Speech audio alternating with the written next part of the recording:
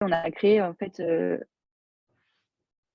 on Pardon. a on a créé, la première marque de cosmétiques qui lutte contre le gaspillage à l'aide d'une capsule éco-conçue qui permet de personnaliser ses cosmétiques. Et du coup, ce que j'attends du webinaire, nous, on développe des produits responsables, donc on est dans le thème et c'est de la curiosité et voilà. Enfin, globalement, ça va être. Je prends tout ce qu'il y a à prendre, si je peux dire ça comme ça. Super. Bon, Lucie, elle arrive. Ok, pas de souci. Il y a Vincent qui arrive également. Tu te présentes. Ok. Eh ben, vas-y, Lucie, alors. Bonjour, Lucie. Je suis en parcours de projet sur Quizami, où je fais de la création et de l'animation d'espaces de pause pour entreprises. L'idée, c'est d'apporter un dispositif éco-conçu à la consommation d'entreprise et tout ce qui est bien-être pour les collaborateurs. Ok. Et du coup, Oui, tu attends quoi? Tu veux pas? Il y a un point que tu aimerais bien qu'on aborde? Il y a un point dans le webinaire que tu souhaites qu'on aborde? Ah non, c'est bon. Pas spécifiquement. Moi, j'ai un peu un douleur point sur le prototypage d'un de mes outils de gestion de déchets.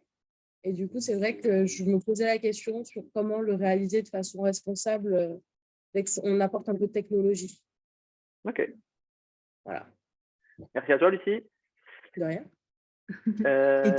En off, on n'a pas de blanche, mais en fait, ils sont déjà pas mal avancés. Et du coup, ils sont là juste pour écouter. Ils écoutent, voilà. Et si jamais ils ont des petites questions qui leur viennent pendant le webinaire, ils prendront la parole. Mais en fait, le produit est déjà lancé. Ils ont déjà...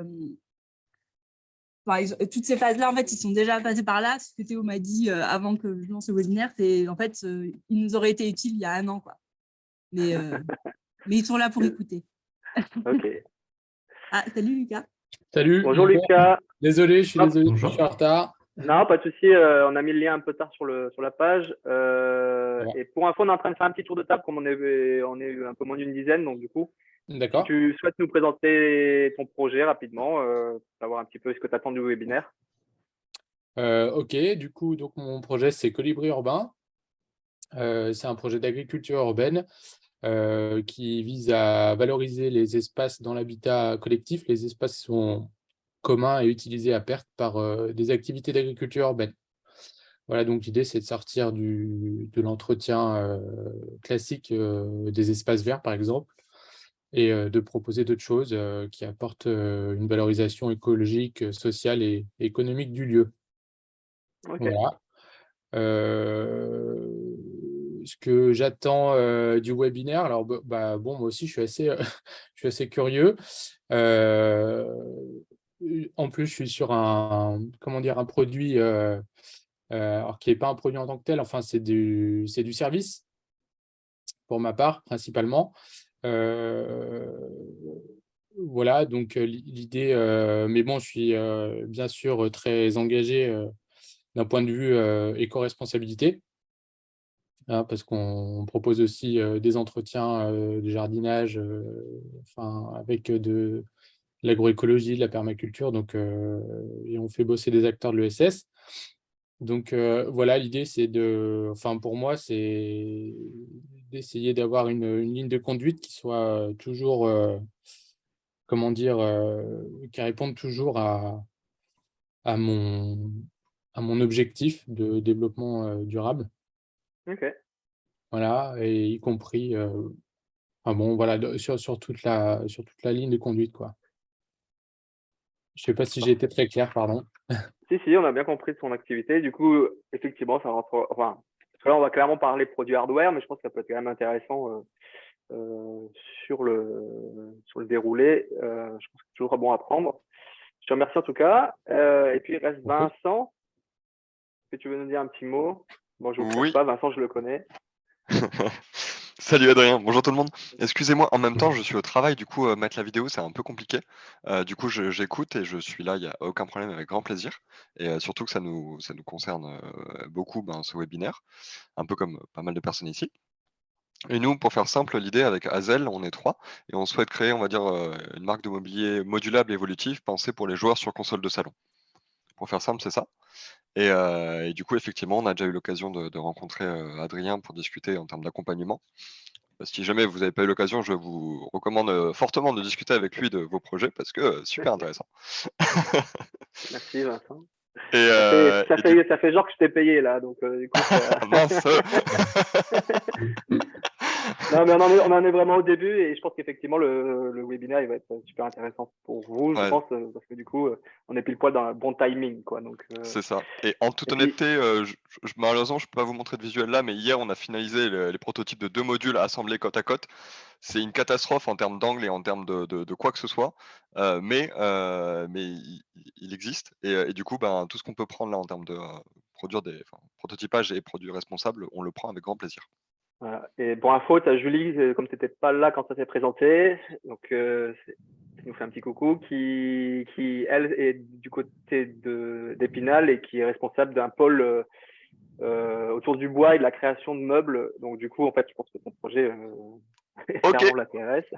Donc voilà, donc c'est bien, au moins, on va tous à peu près de parler de la même chose. Bon. Ok, carrément chaud. Cool. Du coup, on va commencer. Alors peut-être que Mickaël, si tu veux dire un petit bonjour aussi. Parce que c'est vrai que Ouais, pas de souci. Continuer. Je pensais que ça allait sur les pages d'après, mais je vais prendre le relais du coup. On y va alors du coup. On Comme passe ça, à la on page rentre d'après. dans le webinaire. Bonjour à tous. Du coup, Mickaël Imbert, je suis cofondateur de Storm Studio. On a un cabinet de design global. Et par global, on n'est pas que sur du physique. C'est-à-dire qu'aujourd'hui, nous, on est des créateurs d'expériences où on va travailler du produit, qui est notre cœur de métier. Donc, on vous montrera, on a fait pas mal de petites choses. Ça va d'objets connectés jusqu'à des motos, jusqu'à de l'immobilier, jusqu'à de la finance, jusqu'à de la deep tech, jusqu'à de l'immobilier. En fait, il n'y a pas tellement de limites au design. La problématique est toujours la même, c'est la compréhension de l'utilisateur. Et après, on a d'autres domaines qui sont le numérique, la marque et le service. Donc, en fait, le but, c'est de promouvoir la meilleure des expériences qui passe par tous ces aspects-là. Et donc, pour ma part, moi, je m'occupe de la partie stratégique de l'agence. Donc, comment on comprend une entreprise, comment on comprend ses données financières, ses données de communication, ses données de marché, etc. Et comment on les retransmet à des créatifs qui vont créer des concepts impactants et qu'on puisse quantifier. Parce que la plupart du temps, on va dire que l'art n'est pas quantifiable et en fait, le design le devient parce qu'on a des critères qui se rapprochent du technique et qui nous permettent justement de quantifier tout ça et de vous permettre d'aller soit vers des levées de fonds, soit vers un marché, en gros un go-to-market. Et en gros, là-dessus, on arrive à épauler de plus en plus les entreprises pour avoir un impact, générer un vrai impact sur leurs arrivées sur le marché. Voilà pour moi. Parfait. Merci Mickaël. De toute façon, on va co-animer. Il y a certaines pages, c'est Mickaël qui va les présenter, d'autres ça va être moi parce que c'est plus ma partie. Donc comme vous l'avez compris, du coup, moi je suis plutôt la partie fabrication et Mickaël plutôt la partie design et expérience utilisateur, création de la marque. Pourquoi nous deux? Parce que souvent quand on a envie de créer un produit, soit on arrive directement chez le fabricant pour faire fabriquer, il vous dit très bien où est-ce que vous avez des plans, comment vous l'avez pensé, est-ce qu'il y a une marque, est-ce qu'il y a tout ça, ou d'autre part vous rentrez via le biais de designer, du coup pour vous dessiner quelque chose. Et je pense que c'est intéressant de prendre en compte que derrière le dessin qu'il va falloir réaliser, il va falloir qu'il soit fabricable en fonction de certaines contraintes qui vont être le volume, les délais, l'aspect, le coût, tout ça. Et donc aujourd'hui, on va orienter ça un petit peu, clairement sur la côté éco-responsable. Donc en quoi vos choix à ces moments-là, en fait, qui sont très très en amont, vont impacter toute la vie du produit et son impact sur son impact écologique sur toute la suite. Du coup, comment on fait tout ça? Donc en fait, nous on a créé une sorte de petite map qui montre toutes les étapes qui vous attendent dans la création d'un produit. Et donc, on va dire que la partie qui est en haut, encadrée avec des petits pointillés, c'est ce que généralement font les incubateurs. Donc, c'est là où généralement ils vous accompagnent. Donc, c'est-à-dire qu'ils déjà, ils vous hébergent, ils vont vous aider à faire vos études de marché, vous faire pourquoi pas un business plan, la roadmap, potentiellement trouver des financements et des subventions et pourquoi pas faire des crowdfunding et des levées de fonds comme certains l'envisagent ici. Voilà, ça c'est ce que généralement font très très bien les incubateurs et donc du coup, mais généralement en parallèle de ça, en fait il faut quand même commencer à développer son produit. Et vous allez voir pourquoi il faut le faire en même temps, parce qu'en fait, c'est extrêmement lié les deux lignes, quoi. Donc, faut pas genre dire je développe que mon produit et après je pense au reste, ou je crée un produit, je crée mon crowdfunding et tout en image de synthèse, et à la fin, je développe mon projet parce que ça y est, je suis sûr de mon coup, quoi. On va voir que c'est très très lié les deux, et on va voir où en fait et comment ça impacte tous ces petits choix que vous allez faire. En fait, ça a un impact assez fort sur le résultat en fait. Et ça, vous ne le savez pas forcément. Et puis, quand on voit le nombre d'étapes qu'il y a, on ne se doute pas qu'il y a tout ça comme étape en fait, pour arriver à développer un produit. Donc, alors, je ne sais pas si vous voyez mon pointeur. J'imagine que oui, peut-être. Oui. OK. Donc, du coup, il y a le développement de l'idée. Donc, du coup, c'est un petit peu là où, clairement, on peut travailler avec des cabinets de design, également pour la cahier des charges. Donc, établir le cahier des charges, on va en rediscuter de tout ça, mais c'est juste pour faire un tour des étapes. Il va y avoir tout ce qui est partie. Du coup, quand on établit son cahier des charges, on va établir sa conception et son design, avec les brevets qui en découlent ou pas, comment on se positionne là-dessus. Après des POC et des tests, des tester, des prototypes. Donc là, on va faire les premières mises sur le marché pour vérifier est-ce que ça tient, est-ce que ça marche, est-ce que ça plaît. La validation des utilisateurs, puis après derrière l'industrialisation. Donc souvent, c'est un gros mot. Hein. Je pense que je ne sais pas si beaucoup savent réellement ce que c'est l'industrialisation, en tout cas. Bon, justement, on va l'aborder. Les recherches de fournisseurs, si possible, local, français. Et en tout cas, nous, c'est ce qu'on prône et qu'aujourd'hui, de toute façon, il y a une grosse tendance sur ce choix-là. Et quand on fait un produit responsable, je pense qu'aujourd'hui, c'est même évident. Et puis après, derrière, il y a tout ce qui va être production, donc les outils de production, les tests, la qualification du produit, la certification CE et la livraison. Donc, en fait, quand on fait du produit, hardware, que ce soit connecté ou pas connecté, ça porte bien son nom, c'est hard. Il y a beaucoup d'étapes pour y arriver. Donc, du coup, il faut au moins être au fait de toutes ces étapes-là parce qu'en fait, c'est quand même des étapes qui sont longues. Certaines ne peuvent pas être réduites parce que c'est des organismes de test, parce qu'il faut les mettre dans les mains d'utilisateurs, donc c'est assez long. Donc, vous allez voir par la suite, ça peut être assez long en termes de temps, donc il faut le prendre en compte. Et tout ça, il faut que ça soit en parallèle avec la ligne qui est en haut, là, du business plan, les financements, les subventions. Et vous allez voir comment c'est lié, c'est super intéressant, moi je trouve, parce que du coup, il faut vraiment mener ces deux de front. Donc, si vous êtes plutôt quelqu'un de très technique, généralement, vous, le développement du produit, ça va être quelque chose que vous avez très bien mené. Mais par contre, vous avez peut-être délaissé un petit peu l'étude de marché et le financement. Et puis, inversement, si vous êtes plus financement, enfin, côté marketing et commercial, vous allez peut-être plus regarder cette partie-là, business plan, financement, subvention. Et par contre, le produit, vous allez complètement le délaisser. Alors que les deux se nourrissent, en fait. On va bien voir que sur le développement d'un produit, c'est un petit peu comme ça que ça fonctionne. Voilà, donc ça, c'est un petit peu notre itinéraire qu'on va faire aujourd'hui et que vous allez devoir faire quand vous développez un produit. Donc, le sommaire, de l'idée à votre cahier de route, la création de marque, le cahier des charges design, donc le design produit et numérique, du numérique, donc votre 3D au physique, le cahier des charges techniques, donc là, on va parler aux industriels, les choix des matériaux, comment ça impacte, le prototypage, l'itération, et enfin la production et industrialisation. Voilà. Donc, alors là, dans ce webinaire-là, le but, c'est pas de rentrer hyper deep, parce que sinon, on en a pour 2 heures. On va survoler, enfin, on va parler de tous ces sujets-là, mais c'est au moins que vous soyez au fait de toutes ces étapes-là, en fait, c'est ça qui est important. Parce que par expérience, en tout cas même, je pense que Michael, c'est pareil, on a vu pas mal de projets arriver chez nous, beaucoup trop tard, et en fait, ils n'étaient pas au fait de toutes ces étapes-là. Et du coup, ils avaient déjà commencé à dépenser des milliers d'euros à droite à gauche et tout. Et les délais après, leur temps on va dire, pour créer le produit parce qu'ils avaient des fruits de financement et tout, en fait, c'est très vite réduit et au final, le projet n'ont pas vu le jour. Donc, le but aujourd'hui, c'est de vous sensibiliser à toute cette ligne-là de comment ça se passe pour développer un projet pour arriver vraiment au bout dans un délai le plus court possible parce que vous êtes au courant de toutes ces étapes-là. Michael, si tu veux commencer. Ouais, je vais prendre le relais. Du coup, ce qui est important pour vous, c'est de définir 3 stratégies quand vous allez avancer sur vos produits, sur vos services. C'est la même chose, que ce soit du physique, du numérique ou du service.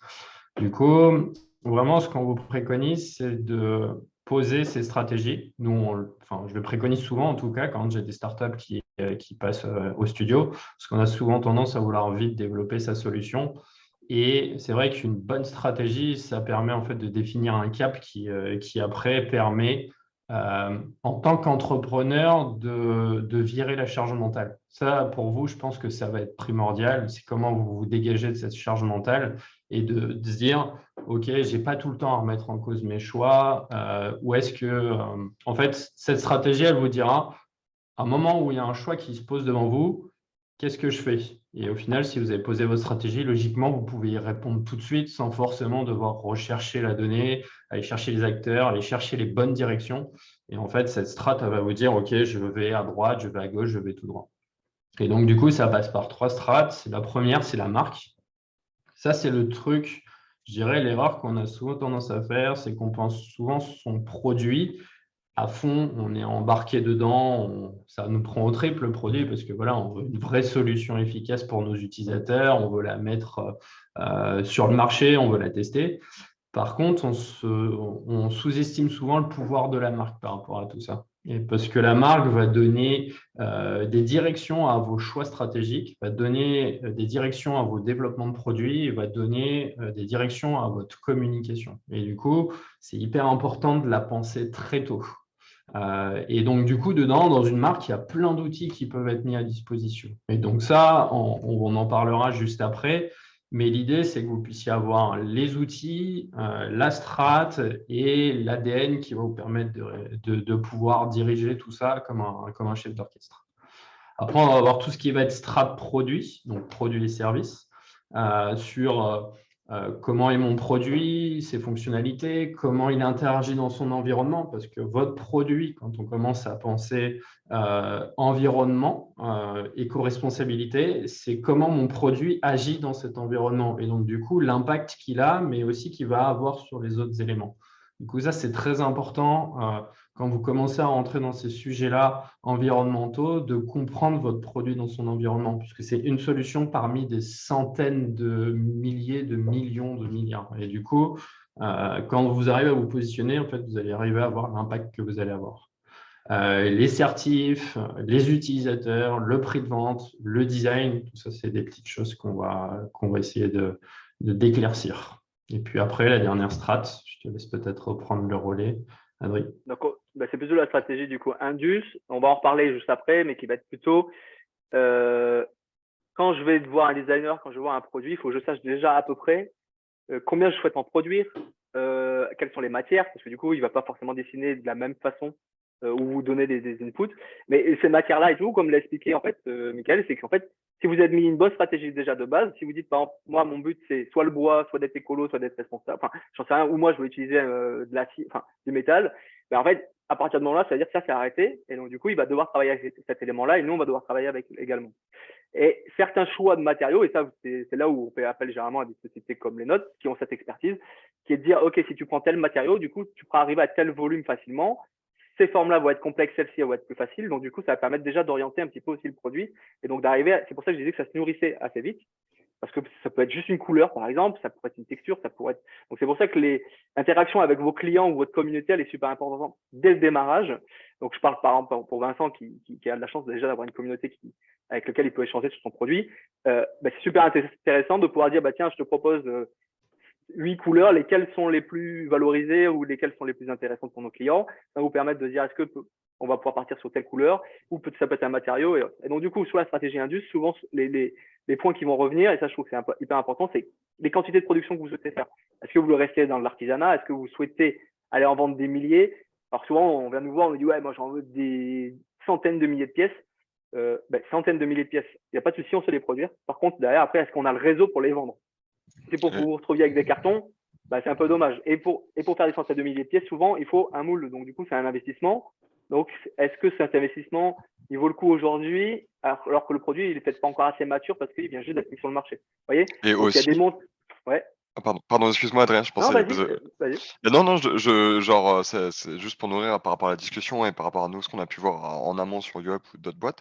Il y a aussi le fait que, et tu nous l'avais dit, à quel point la première prod, c'est loin d'être la prod qui sera dans tous les cas parfaite ou quoi que ce soit. Et rien que ça à prendre en compte, Oui. C'est super Oui, important. oui, oui. C'est-à-dire qu'on se dit, souvent, on se dit, le premier produit qu'on sort, il faut qu'il soit parfait. Hein. Évidemment, on a tous envie de le faire comme ça. Au détriment d'ailleurs qu'il sorte jamais parce qu'on a voulu tellement le pousser qu'au final, là, ce qui est arrivé récemment à un client, c'est qu'il a voulu absolument le pousser. Et au final, il est overkill par rapport au marché réellement qui touche, quoi. Donc, du coup, ça, c'est important de le prendre en compte. Donc, aussi la maturité de votre projet, c'est-à-dire, est-ce que vous avez déjà pu le mettre dans les mains de certains de vos clients? Parce que peut-être certains vont faire des retours, peut-être qu'il y a une partie qui va casser plus facilement, peut-être que la notice d'utilisation est peut-être pas claire. Enfin, vous voyez, tous ces petits trucs-là, ça permet aussi de faire mûrir le projet. Alors, quand je parle de mûrir, je trouve que c'est assez important de le prendre en compte parce que sur tout ce qui est moule, souvent, c'est un investissement qui est assez lourd. Et donc, du coup, après, d'ailleurs, on ne pourra pas le modifier. Donc, il faut qu'on soit sûr, soit de la forme, soit du design. Et donc, ça amène aussi une certaine maturité du produit qui est nécessaire. Donc, ça, il n'y a pas le choix, c'est le temps. Donc, ça, c'est à voir. Les matières premières, on va en rediscuter. La personnalisation, est-ce qu'on souhaite le personnaliser ou pas dans le temps? Les délais, est-ce que c'est… J'ai eu une cliente ce matin qui m'a appelé, elle me dit oui, pour Pâques, il me faut quelque chose. Je lui dis, en fait, là, ça nous fait moins d'un mois, ça va être très court. Donc, on nous demande très court, pas cher, qualitatif. J'ai déjà ces trois domaines qui sont difficilement compatibles, quoi. C'est soit très rapide et quali et très cher, mais de tout faire pas cher. Voilà, donc du coup, en fait, le délai prend en compte. Donc, la finition, la qualité, clairement. Le coût de revient, je pense que c'est aussi important. C'est pour ça que je vous disais que souvent, c'est important de le faire en même temps que son étude de marché et tout, parce que on va aller faire son étude de marché, on va dire, ouais, tiens, ça va peut-être se vendre 100 euros. Mais nous, déjà, il faut qu'on sache à peu près combien ça nous coûte. Parce que, et c'est pareil, ça nous coûte pour combien de pièces on va commander. Si on en commande 100 000, il faut bien imaginer que ça va être moins cher que si on en commande que 10.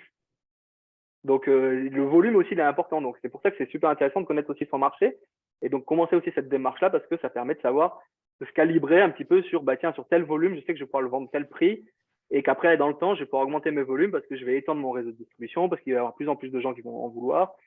Et donc, du coup, ça va permettre de me faire des coûts de revient moins chers et donc de pouvoir gagner plus de marge. Voilà. Donc, tout ça, c'est important. Et l'outillage, voilà. Ça, c'est un point qui est assez important et souvent qui est en lien aussi avec le design parce que vous allez donner au cahier des charges au designer, moi, je veux un truc stylé, comme beaucoup. Et du coup, s'il fait quelque chose où il y a besoin des outillages, parce qu'il peut très bien faire un truc stylé sans outillage, il peut en faire avec outillage. Et là aussi, c'est important parce que du coup, ça revient, c'est un investissement qui est assez fort et il faut une certaine maturité. Donc, on va voir justement comment on peut faire pour s'en passer. Aujourd'hui, il y a plein d'outils, hein, l'impression 3D, l'hybridation, il y a plein de choses qui permettent de pouvoir passer outre ça. Donc, voilà. C'est un peu long pour une stratégie indus, désolé. On passe à l'autre page. C'est la création de la marque. Exactement. Alors du coup, c'est compatible et vous pouvez le séparer de l'approche, on va dire, environnementale, mais ça va quand même être, je dirais, le premier point qui va donner votre cap à tout votre projet. Si vous avez une stratégie de marque qui est clairement établie, vous verrez que vous allez prendre 2 fois moins de temps pour développer tout le projet de manière beaucoup plus rapide. Et donc, du coup, c'est important de connaître un petit peu les steps parce que souvent, quand on démarre, on crée souvent son logo parce qu'on se dit, OK, voilà, je vais créer la première carte d'identité de mon entreprise parce que souvent, ça m'est demandé à droite, à gauche, je veux faire mes cartes pro, etc. Donc, c'est un petit sujet au début qui, au bout, je dirais, de 5 ans, devient un sujet prioritaire pour l'ensemble des startups. C'est limite, ça devient plus important que le produit ou le service quand on a commencé à comprendre l'impact qu'a la marque derrière. Du coup, si vous commencez à définir les bons codes, de définir votre bonne stratégie, par exemple, de vouloir avoir un impact environnemental qui est très réduit, d'avoir des valeurs qui sont très saines aujourd'hui, parce que de plus en plus de startups cherchent à être de plus en plus humaines, de plus en plus transparentes envers le marché, et ça, c'est important. Et vous allez voir que d'être transparent et d'avoir un impact et de vouloir être éco-responsable, ça implique beaucoup de choses qui sont assez complexes parce qu'avec cette transparence, il faut montrer patte blanche du coup dans tout ce que vous faites. Et donc, c'est important à chaque étape de commencer à communiquer sur tout ce que vous avez fait, toutes les choses que vous mettez en place et que vous mettrez en place. Parce que de vouloir tout mettre en place dès le début, par exemple, je pourrais vous montrer sur quelques exemples, de vouloir être circulaire, ça implique beaucoup de choses et beaucoup de moyens. Aujourd'hui, c'est très compliqué quand on se lance de pouvoir être déjà à 100% de ce qu'on veut faire. Et donc, du coup, si vous voulez avoir, par exemple, sur des coûts de transport très bas, sur une industrialisation à faible impact, sur des quantités très basses, sur des matériaux particuliers. Vous voyez qu'il faut déjà avoir tout ça en tête au moment où on crée sa marque. Et donc, du coup, si on veut le communiquer, il faut pouvoir le faire, sauf que tout ça, c'est des coûts qui sont associés. Donc, c'est assez circulaire tout ça dans le système de pensée, de se dire, OK, il faut déjà que je sois déjà bien figé sur mon projet pour en même temps construire ma marque. Donc, en fait, vous allez voir que ça va se construire au fur et à mesure. Et donc, du coup, si je reviens sur les steps, la plupart du temps, ce qui va être intéressant, je dirais, sur ces steps, on a sa stratégie produit, on a sa stratégie com. Ça, je dirais, la plupart des gens l'ont quand on démarre son projet. C'est la step 1, celle qui est un peu standard. On se dit, OK, je vais communiquer, je vais faire un peu des réseaux sociaux, je vais communiquer auprès de mon réseau, auprès de mes clients que j'ai déjà potentiellement détectés ou non. La deuxième step qui va être hyper important, c'est la plateforme de marque. Ce sujet-là, je vous invite tous à essayer de le travailler parce qu'il est hyper important. En fait, il vous fait passer de l'identité visuelle, donc on va dire le côté graphique de ce qui est votre marque, à vraiment ce qui est l'essence de votre marque. La plateforme, elle va définir tout ce qui est caché derrière une identité. Elle va cacher vos valeurs, elle va cacher la manière dont vous parlez à vos interlocuteurs, à vos clients, à vos utilisateurs. Elle va définir le champ lexical que vous allez utiliser. Elle va définir la strate et le cap que vous allez maintenir avec votre marque sur une durée définie. Et en fait, si vous voulez, l'identité visuelle, ça va être vraiment le côté graphique et la plateforme, ça va être le côté réflexion derrière la marque. Du coup, je vous invite vraiment à un moment donné de faire cet exercice-là. C'est assez facile, ça nécessite juste du temps. Et ça vous permettra en fait de prendre vraiment, de faire une step-up sur votre marque et ça sera ressenti parce que tous les choix que vous allez prendre, vous verrez qu'ils seront réfléchis en fonction de votre marque et pas réfléchis en fonction seulement de l'entrepreneur qu'il y a derrière. C'est-à-dire que si vous avez des employés, si vous avez des partenaires, si vous avez des sous-traitants, etc., le fait d'avoir cette strate un petit peu de marque va un petit peu cadrer tout le monde et va donner des billes pour que ces personnes puissent vous aider et puissent vous soutenir dans votre développement. Donc, c'est important quand on est tout seul de penser à ça pour justement prévoir ce futur développement de marque quand vous allez grossir, quand vous allez embarquer des gens avec vous dans cette aventure. Et donc, du coup, tout ça, ça participe à vraiment monter une strate d'entreprise. Donc, la strate d'entreprise, c'est d'avoir notre strate produit, d'avoir notre strate de marque, d'avoir notre strate industrielle. Et la plateforme, en fait, ça devient un atout majeur par rapport à tout ça. Si tu peux me passer la slide, s'il te plaît, Adrien. Du coup, sur la création de marque, il faut que je rentre un petit peu plus dans cette plateforme, parce que vous allez me dire, OK, c'est bien beau, mais c'est quoi les exos qu'on a un petit peu à travailler derrière tout ça? C'est des choses que vous avez sans doute déjà entendu parler quand vous avez commencé à rentrer dans le sujet, ou même certains quand vous êtes passé à l'école. C'est des trucs qu'on voit passer à certains endroits. Par contre, on ne les raccorde pas toujours ensemble. Et c'est le fait de les raccorder qui va faire que vous aurez une vraie stratégie de marque qui va être opérationnelle. Donc, du coup, premier truc, et ça, je vous invite à le faire parce que c'est assez marrant, c'est de se dire, OK, c'est quoi ma mission et c'est quoi ma vision? Je suis sûr, il y en a plein déjà qui ont essayé de le faire, mais vous penchez, même une fois que voilà, votre marque est déjà créée, de vous dire, OK, à T+1, T+2, est-ce que je suis toujours raccord avec ce que je m'étais défini? Ou si je ne l'ai jamais fait, de le poser. Parce que ça fait une sorte de petit trail d'introspection qui est hyper intéressant et qui va vraiment vous remettre sur les rails par rapport à votre sujet. S'il y en a certains qui se posent la question, voilà, de est-ce que mon produit, est-ce que ma vision, elle est toujours en adéquation avec ce que le marché veut? Est-ce que je fais toujours ce que je m'étais défini au début? Est-ce que je change un peu de cap? Est-ce que je suis toujours éco-responsable? Est-ce que je suis tout? En fait, toutes ces questions-là, si vous arrivez à répondre à vision, mission, vous avez déjà fait, on va dire, 80% du boulot. C'est hyper complexe parce que voilà, c'est un travail à faire sur soi-même, mais en même temps, vous allez voir que ça va vous débloquer plein de choses par la suite. Donc, ça va vous permettre ensuite de vous positionner, comment vous faites par rapport à vos concurrents, par rapport aux solutions du marché. L'histoire que vous allez raconter derrière tout ça, parce que c'est intéressant d'avoir une marque avec une histoire, parce que ça montre un côté humain, on s'attache beaucoup plus vite. ça débloque plein de choses. Donc, hyper intéressant à développer. Une marque avec une histoire et une marque sans histoire, ça va être dur d'aller toucher votre communauté, ça va être dur justement de la créer parce que vous n'allez pas forcément créer de points communs ou une histoire à qui rattacher des personnes derrière tout ça. Après, ce qu'il faut faire, c'est avoir votre promesse et vos valeurs. Donc là, c'est vraiment une fois que j'ai connu votre marque, OK, par rapport à cette promesse et cette valeur, est-ce que je me reflète là-dedans? Est-ce que ça colle avec ce que j'imagine? Et donc là, vous allez toucher vraiment tous vos clients et tous vos utilisateurs. Et après, un détail que peu de gens font, mais pour moi qui est hyper important, c'est l'expérience que vous souhaitez mettre. Et tout à l'heure, j'ai entendu qu'il y en a certains qui avaient des produits, d'autres qui avaient des services. Pour moi, l'expérience, c'est ce qui lie le produit et le service. Et c'est ce qui va vous permettre de vous différencier et d'éviter la copie. Parce que demain, vous faites un produit.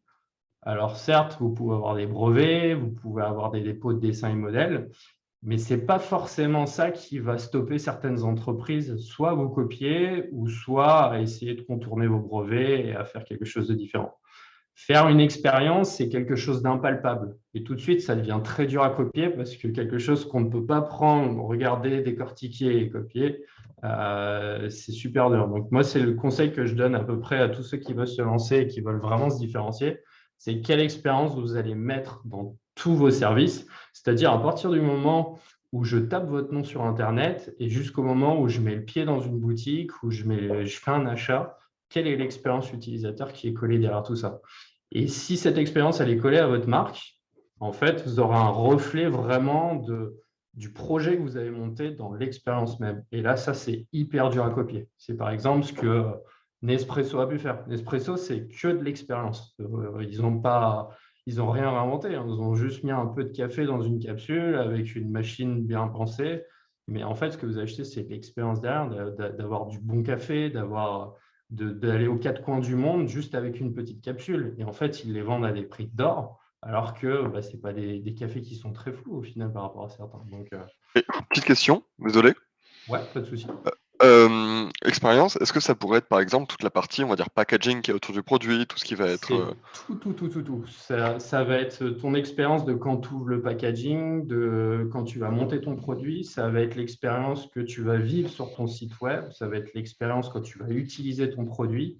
C'est vraiment démarrer au moment où on te connaît jusqu'au moment où on va potentiellement utiliser, voire jeter tes produits, voire réutiliser tes produits. C'est en gros développer toute cette histoire-là et se dire, OK, à chaque étape, est-ce que je respecte ma marque? Est-ce que je respecte l'expérience que je m'étais définie? Est-ce que j'embarque mes utilisateurs jusqu'au bout? J'en délaisse pas à certains moments? Est-ce que mes partenaires sont intégrés là-dedans? Et c'est vraiment générer un gros mapping expérientiel de tout le service que vous proposez. Je ne sais pas si ça répond. C'est super clair. Merci beaucoup. Pas de souci. Et après, tout ce qui va être identité visuelle, donc là, c'est développer une identité visuelle qui soit impactante, iconique, différenciante. Après, voilà, il y a pas mal de critères que vous avez à poser pour pouvoir développer votre identité visuelle. Mais vous voyez que tout de suite, dès que vous avez développé tous ces outils, le logo à imaginer devient tout de suite plus simple.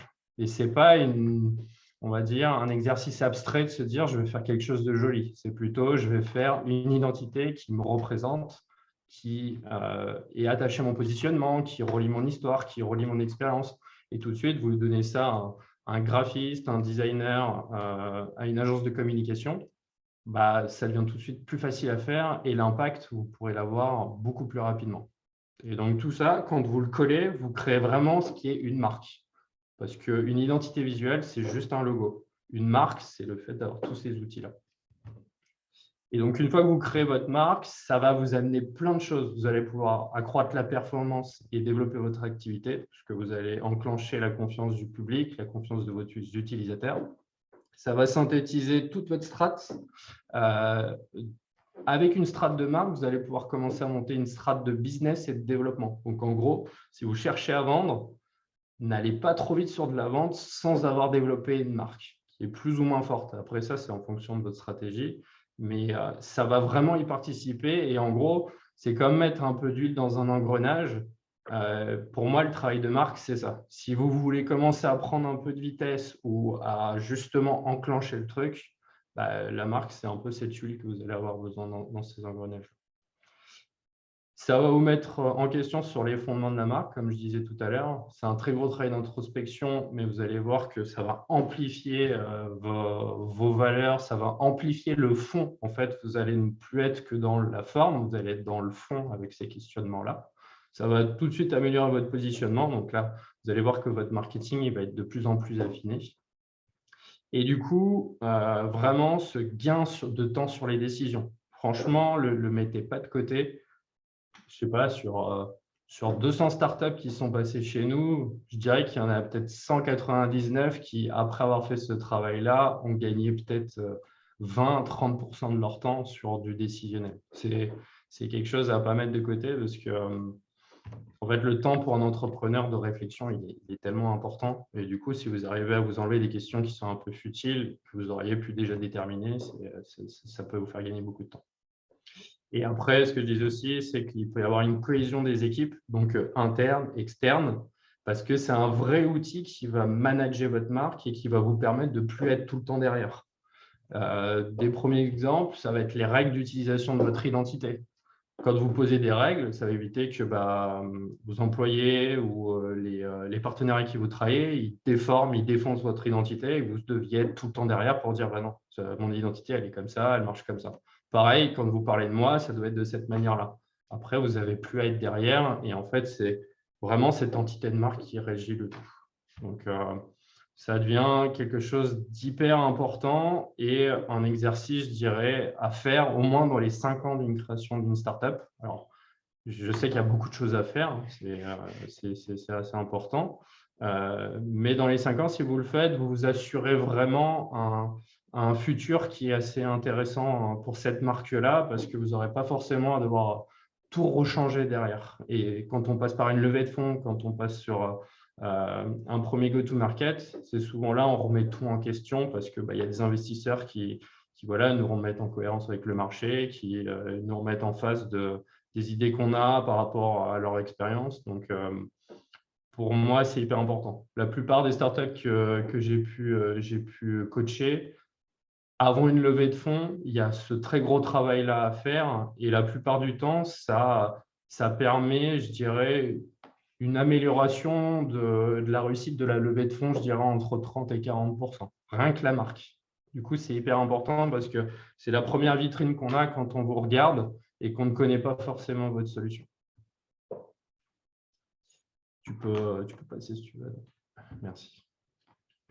Deuxième point, on va passer sur l'approche plus design. Parce que là, c'était une aparté sur la marque, mais je trouvais ça important qu'on en discute, surtout sur des sujets qui peuvent être environnementaux ou non, parce que le but, c'est ça. Hein. La marque, c'est pas forcément quelque chose…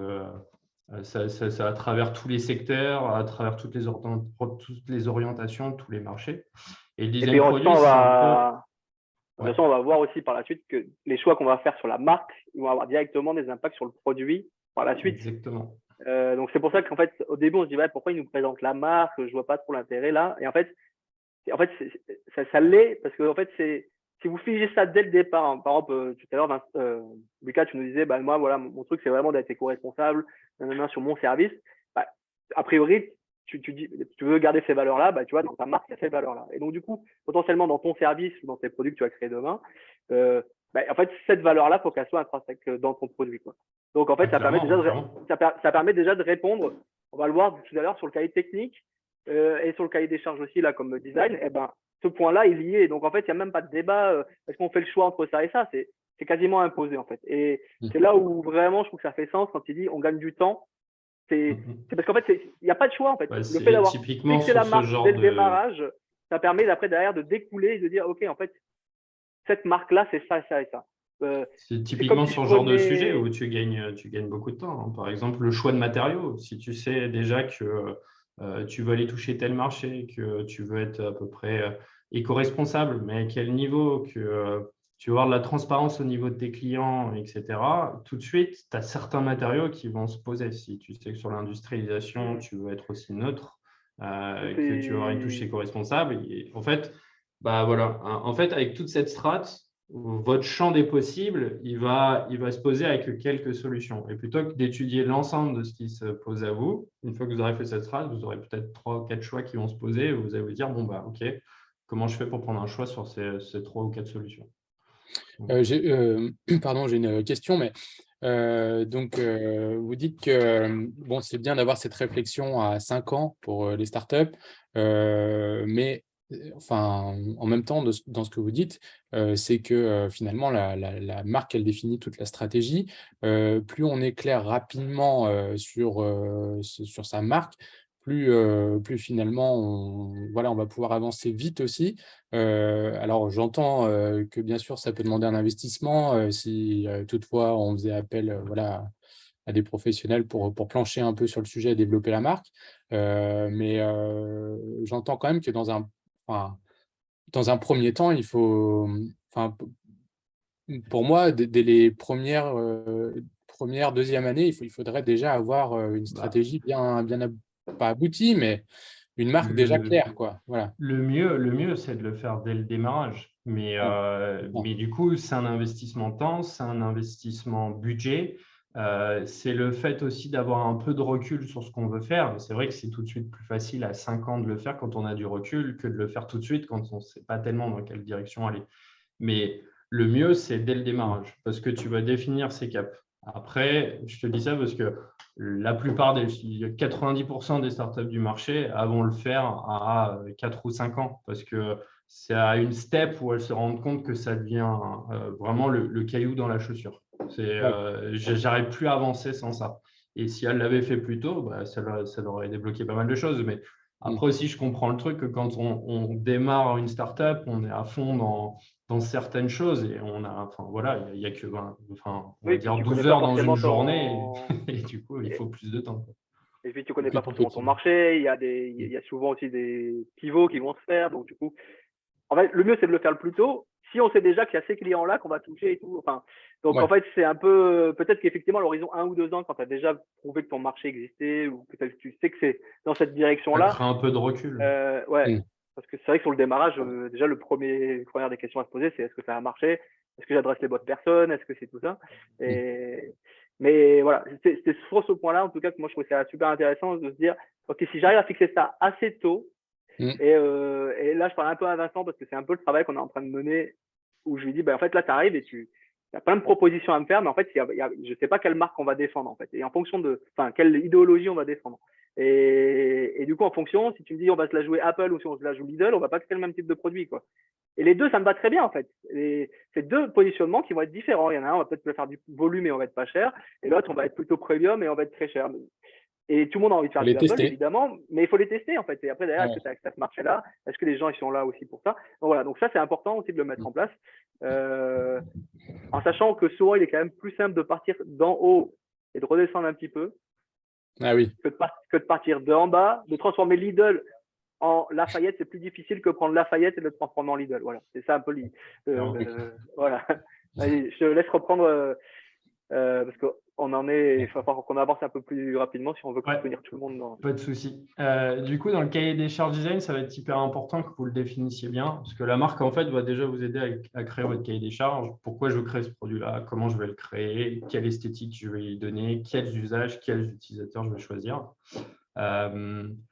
Du coup, tu peux peut-être passer après sur la partie process design, parce que ce sera peut-être plus parlant justement par rapport à ça, sur la page 10. Et du coup, tu peux me passer la page, s'il te plaît, Adrien. Pardon.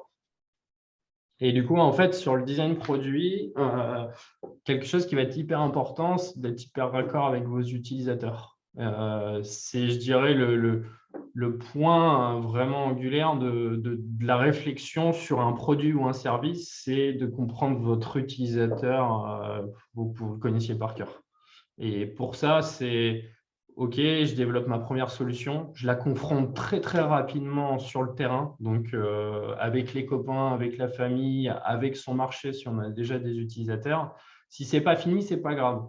Ce que je dis la plupart du temps à des startups qui, par exemple, ou des entreprises qui vont sur des levées de fonds ou des choses comme ça, l'investisseur, il investit sur une V1, mais il investira encore plus si vous avez déjà pensé jusqu'à une V10.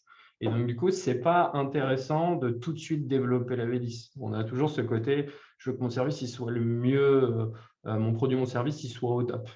Alors, ça peut avoir un petit côté déplaisant si on n'est pas parfait, mais moi, je dis toujours, l'erreur, elle est humaine et il vaut mieux qu'on aille en s'améliorant qu'on ait un truc qui se veut parfait et qui soit hyper déceptif en fait à la fin. Et donc, du coup, en fait, si vous avez une communauté, si vous êtes transparent, etc., que votre marque est bien créée, que vous avez vraiment des utilisateurs qui vous suivent, vous allez pouvoir créer avec eux et évoluer avec eux. Et donc, du coup, potentiellement, après, si vous cherchez à aller sur le marché ou aller chercher des levées de fonds, tout ça, c'est beaucoup plus valorisable derrière. Et donc, du coup, de penser à une V1 qui est un peu hardcore pour aller vers une V4, V5 qui se veut hyper intéressant en 1, 2 ou 3 ans, bah, tout de suite, avec la technique, vous allez pouvoir dire, OK, je vais pouvoir commencer à cadrer ce que je veux faire en proto, en indus, etc., en fonction aussi de ce que je peux me permettre, parce qu'on va y revenir juste après sur le côté quantité. Tout ça, vous allez pouvoir le manager dans le temps sur une V1, V2, V3, V4. Et donc, du coup, dans le design, le but, c'est de comprendre les utilisateurs à fond. Et donc, du coup, vous allez sur le terrain. Par exemple, là, je vous présente un petit projet, c'est Sherlock, c'est un cadenas partagé qu'on a développé avec une startup qui est partie. Ils étaient 2, aujourd'hui, ils sont 30 en même pas 1 an et demi. Ça marche super bien parce qu'ils ont vachement compris l'écosystème dans lequel ils s'intégraient. Et donc, du coup, nous, on a développé avec eux tout ce qui est cadenas, interface et services. Et donc, on a compris les utilisateurs, on allait à la rencontre avec eux, leur demander, voilà, qu'est-ce que vous voulez, comment vous voulez utiliser les choses. Donc, c'est l'étape 1 et 2, c'est d'aller sur le terrain et de discuter avec eux. Une fois qu'on a fait un peu ce listing de tout ce que les gens veulent, l'idée, c'est de se dire comment je leur accorde mon projet et comment je peux faire pour résoudre toutes ces solutions-là. En fonction de ça, on va commencer à scénariser et à proposer des choses. Donc, c'est là où on rentre dans cette petite phase de design, maquettage, prototypage. Donc là, l'idée, c'est de faire plein de tests. Et n'hésitez pas à faire du test impression 3D, carton, plein de choses qui peuvent mettre rapidement en valeur votre projet. Ça n'a pas besoin d'être parfait parce qu'en fait, c'est juste pour valider certains choix. Et une fois que vous avez tout ça, vous avancez au fur et à mesure, vous montez en qualité, vous montez en livrable, de modélisation 3D, rendu photoréaliste, maquettage, prototypage, vous allez tester sur le terrain et après, vous allez de plus en plus vers un produit. Et après, de le tester, de le tester, de le tester, de le tester. Même si votre produit, vous avez l'impression qu'il est fini, il faut continuer à le tester. Table ronde, bêta-testeur, client, on va dire client cible. Moi, j'aime bien avoir des clients comme ça aujourd'hui. Dans le temps, vous restez avec nous, ce sera moins cher pour vous le service, mais vous nous aidez à le développer au fur et à mesure des années. Et là, ça devient des clients qui deviennent limite des partenaires au fur et à mesure. Et avec ça, en fait, vous améliorerez vos services beaucoup plus rapidement. Donc ça, c'est à peu près le process qu'on a en design et qui nous permet vraiment de partir de la stratégie vers la réalisation. Il ne faut pas se dire que le designer, il sera là que sur la créa. Il est là pour comprendre, pour vous épauler sur la strat, comme pour aider et avoir un petit suivi sur la partie technique pour justement simplifier certaines choses. L'ingénieur concepteur et le designer, il faut se dire qu'ils doivent être à peu près des… Enfin, moi, j'aime bien être copain avec cette personne-là parce qu'on n'aura jamais le même résultat. Si on commence à faire son design et qu'au niveau technique, il y a cette partie-là qui est séparée, vous allez avoir des bons. Soit le design ne va pas être respecté, ou soit derrière, en Indus, ils vont en chier pour pouvoir produire le produit que le designer a dessiné. Donc, c'est bien que les deux soient très tôt autour de la table. Et donc, du coup, après, je vais passer sur une partie numérique parce que c'est importante. Et c'est ça qui fait le lien, je dirais, en termes d'expérience. Parce que le service, ça peut être autant du physique que du numérique en passant par des systèmes de service à la personne. Et donc, du coup, sur le design numérique, c'est à peu près la même chose. Et aujourd'hui, la meilleure des expériences, c'est une expérience qui passe du physique par le numérique et du numérique par le physique. Si vous arrivez à faire ça et que l'expérience, elle est tout le temps fluide et qu'il n'y a pas de cassure, vous avez la meilleure des expériences possibles que vous allez proposer sur le marché. Aujourd'hui, par exemple, truc un peu bateau, je vais vous parler d'Apple. Mais Apple, eux, ils le font extrêmement bien. Ils passent d'un ordinateur qui est, on va dire, ou un téléphone qui est sublime, que tout le monde veut, puisqu'on le voit chaque année, tout le monde en rachète, alors que bah voilà, au final, c'est qu'il y a un téléphone avec des composants à l'intérieur. Mais derrière, il y a une interface qui est simplifiée, il y a tout un écosystème, il y a des services de care, donc si jamais je le casse, qu'est-ce qui se passe, il me le remplace. Tout ça, c'est hyper bien pensé et il n'y a jamais en fait de cassure dans le truc. On ne se plaint jamais que ça ne fonctionne pas bien. C'est assez rare quand il y a ça.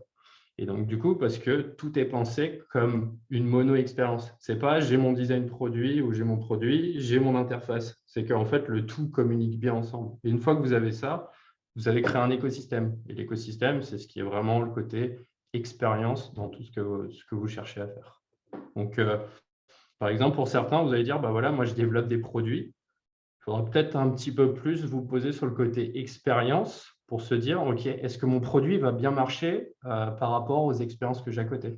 Pour que les gens, au moment où ils vont utiliser votre produit, ne se disent pas, bah, c'est cool, votre produit, il est bien pensé, il est bien fait. Par contre, derrière, bah, le reste, ça pêche un peu et ça me donne un peu moins envie de prendre vos produits.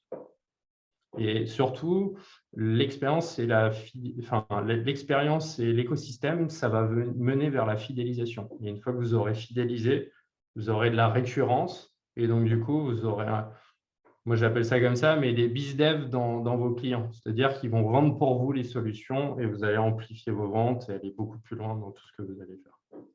Et donc, du coup, sur le design numérique, c'est à peu près la même chose que le produit. C'est bien d'analyser tous les besoins, de pouvoir créer des maquettes, de pouvoir vite tester. Aujourd'hui, vous avez de la chance parce qu'il y a de plus en plus de logiciels, Figma, Adobe XD, des choses comme ça qui peuvent être gratuites et qui peuvent vous permettre de prototyper sans savoir développer. Et ensuite, maintenant, pareil, il y a pas mal de logiciels qui vous permettent de développer sans avoir de compétences particulières en dev, même si vous en faudra dans le futur, mais pouvoir vous lancer, c'est intéressant. Sur des choses comme Webflow, par exemple. Webflow, c'est hyper intéressant. Ça permet de faire des choses sans coder, mais que des développeurs peuvent prendre et peuvent utiliser derrière. Et par exemple, il y a pas mal de plateformes qui ont des impacts assez neutres. Donc ça, c'est hyper important à le regarder pour justement éviter de passer par des solutions type Google, etc., qui ont des impacts environnementaux qui sont hyper lourds. Donc, même là-dedans, vous pouvez réfléchir à l'impact que vous allez avoir sur de l'hébergement, sur comment vous allez créer vos solutions, etc. Et vous allez pouvoir communiquer dessus et montrer avec une certaine transparence que vous réfléchissez à ça sur chaque étape du projet. Donc, moi, ce que je préconise, parce que voilà, je vais arriver à la fin de ce que je peux préconiser sur la partie design, mais toujours penser marque, produit ou numérique et du coup, expérience. Comment toute cette expérience, elle se profile au travers de ces différents sujets. Et donc, du coup, une fois que vous avez pensé à tout ça, ça vous permet d'en discuter avec la partie technique et du coup, de pouvoir dire, OK, on a prévu tout ce qui est possible, on connaît notre strat, on connaît notre direction, le design est là et du coup, ça nous permet après de pouvoir passer tout ça aux techniques pour se dire, on fait comment maintenant pour aller sur le marché, pour tester, pour rentrer beaucoup plus dans ce détail de est-ce que ça va être faisable financièrement, etc. Et ça va être Adrien qui va vous en parler. Okay. Merci Mika. Est-ce que tu pourras poster les noms que tu viens de nous citer là, comme ça, s'il y en a certains qui dans le chat, ça ne dérange pas là, les quelques applications dont tu viens de parler, ouais, un peu en mode no code et tout. Merci à toi. On va passer maintenant qu'on a un petit peu justement toutes ces parties-là, en fait, prototypage, essai, dont parlait Michael, du coup, on va voir un petit peu comment on peut les faire. Je présente rapidement les quelques logiciels si ça vous intéresse de le faire vous-même. Donc, vous avez des solutions open source, enfin gratuites et d'autres payantes. Donc, peut-être certains connaissent déjà les solutions. On va dire que c'est les solutions les plus classiques, hein, Fusion, SketchUp, SolidWorks. Souvent, on en a fait à l'école. 3D Experience, c'est une nouvelle solution qui est en ligne. Donc, l'avantage, c'est que vous n'avez pas besoin spécialement d'un ordinateur très puissant. Solid Edge, c'est Siemens. Tinkercad, je ne conseille pas, mais c'est vraiment plutôt pour des enfants. Si demain, vous voulez souhaiter faire des ateliers, ça peut être intéressant. Et alors, du coup, comment on devient éco-responsable dès la conception? Et ça, c'est un point qui est super important et j'aime beaucoup aborder. Et on va le voir par la suite, surtout avec le choix des matériaux et comment on fait, enfin, nous, de notre côté, quand on conçoit, comment on le prend en compte, quoi, tout ça. Je sais pas si Julie, tu dois partir ou pas, mais si tu veux, on peut vite fait aborder la partie du brevet, ou si tu veux, on peut l'aborder. Il y a certains que ça intéresse aussi, la partie brevet, en même temps. Ok. Je l'ai pas là.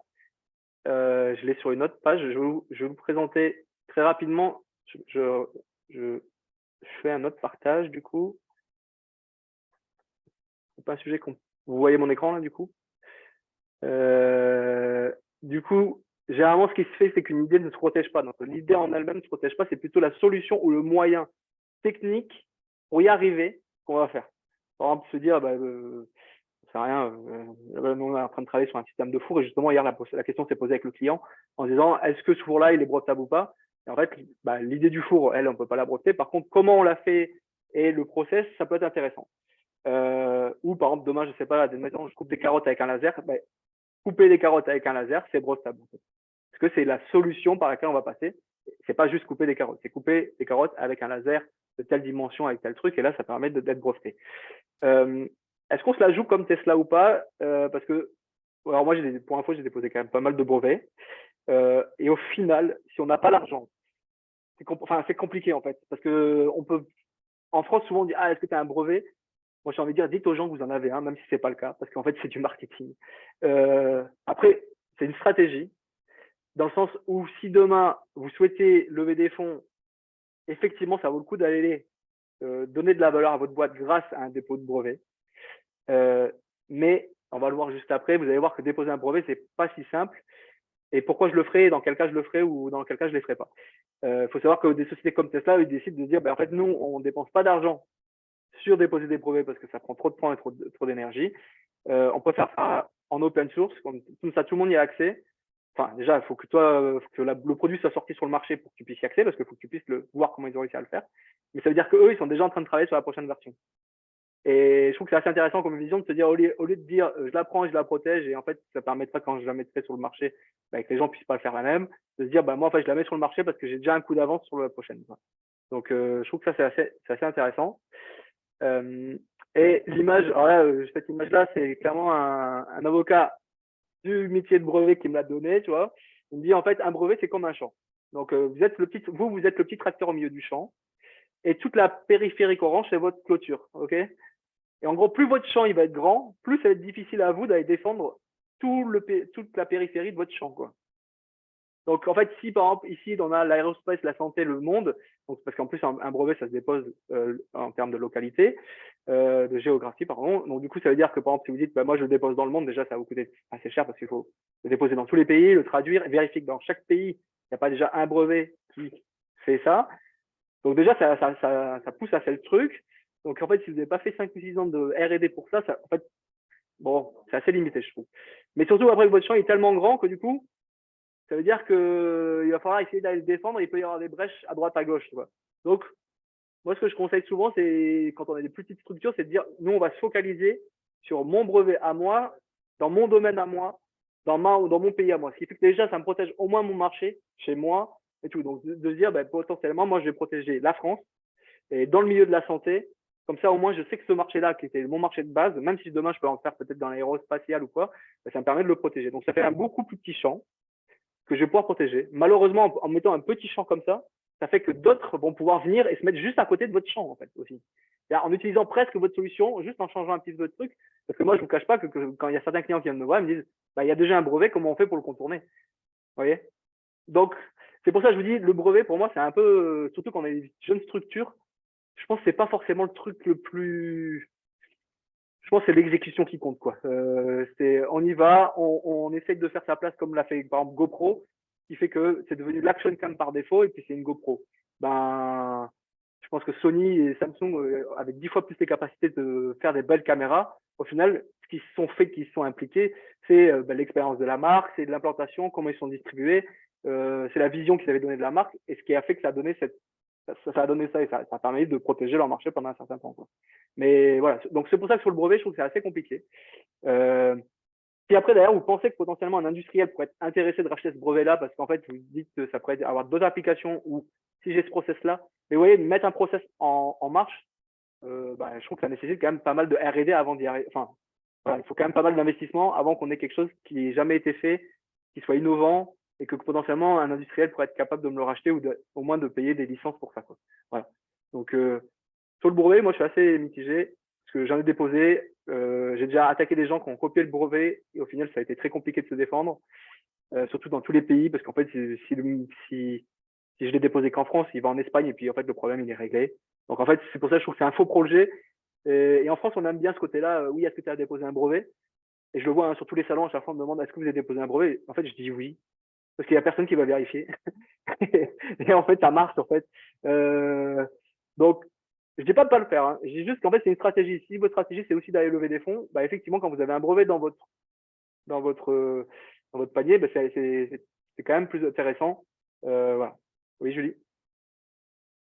Je sais pas si on pose des questions au fur et à mesure ou si c'est à Non, la fin. vas-y. Ouais, Mais ouais, alors, ouais. du coup, c'est plus moi, tu vois, dans le cadre du projet du Continuum, il y a plusieurs personnes qui vont travailler ensemble et finalement, les protections dans le cadre d'un partenariat, c'est peut-être pas un brevet, mais est-ce qu'il y a d'autres choses qui peuvent exister si tu fais travailler un designer avec un fabricant, puis qu'à un moment donné, le fabricant, il fabrique l'objet, et puis, tu vois, c'est qu'est-ce qui régit dans le cas de collaboration, et notamment toi, parce qu'au final, tu te retrouves entre un designer, un fabricant, et comment vous interagissez, en fait.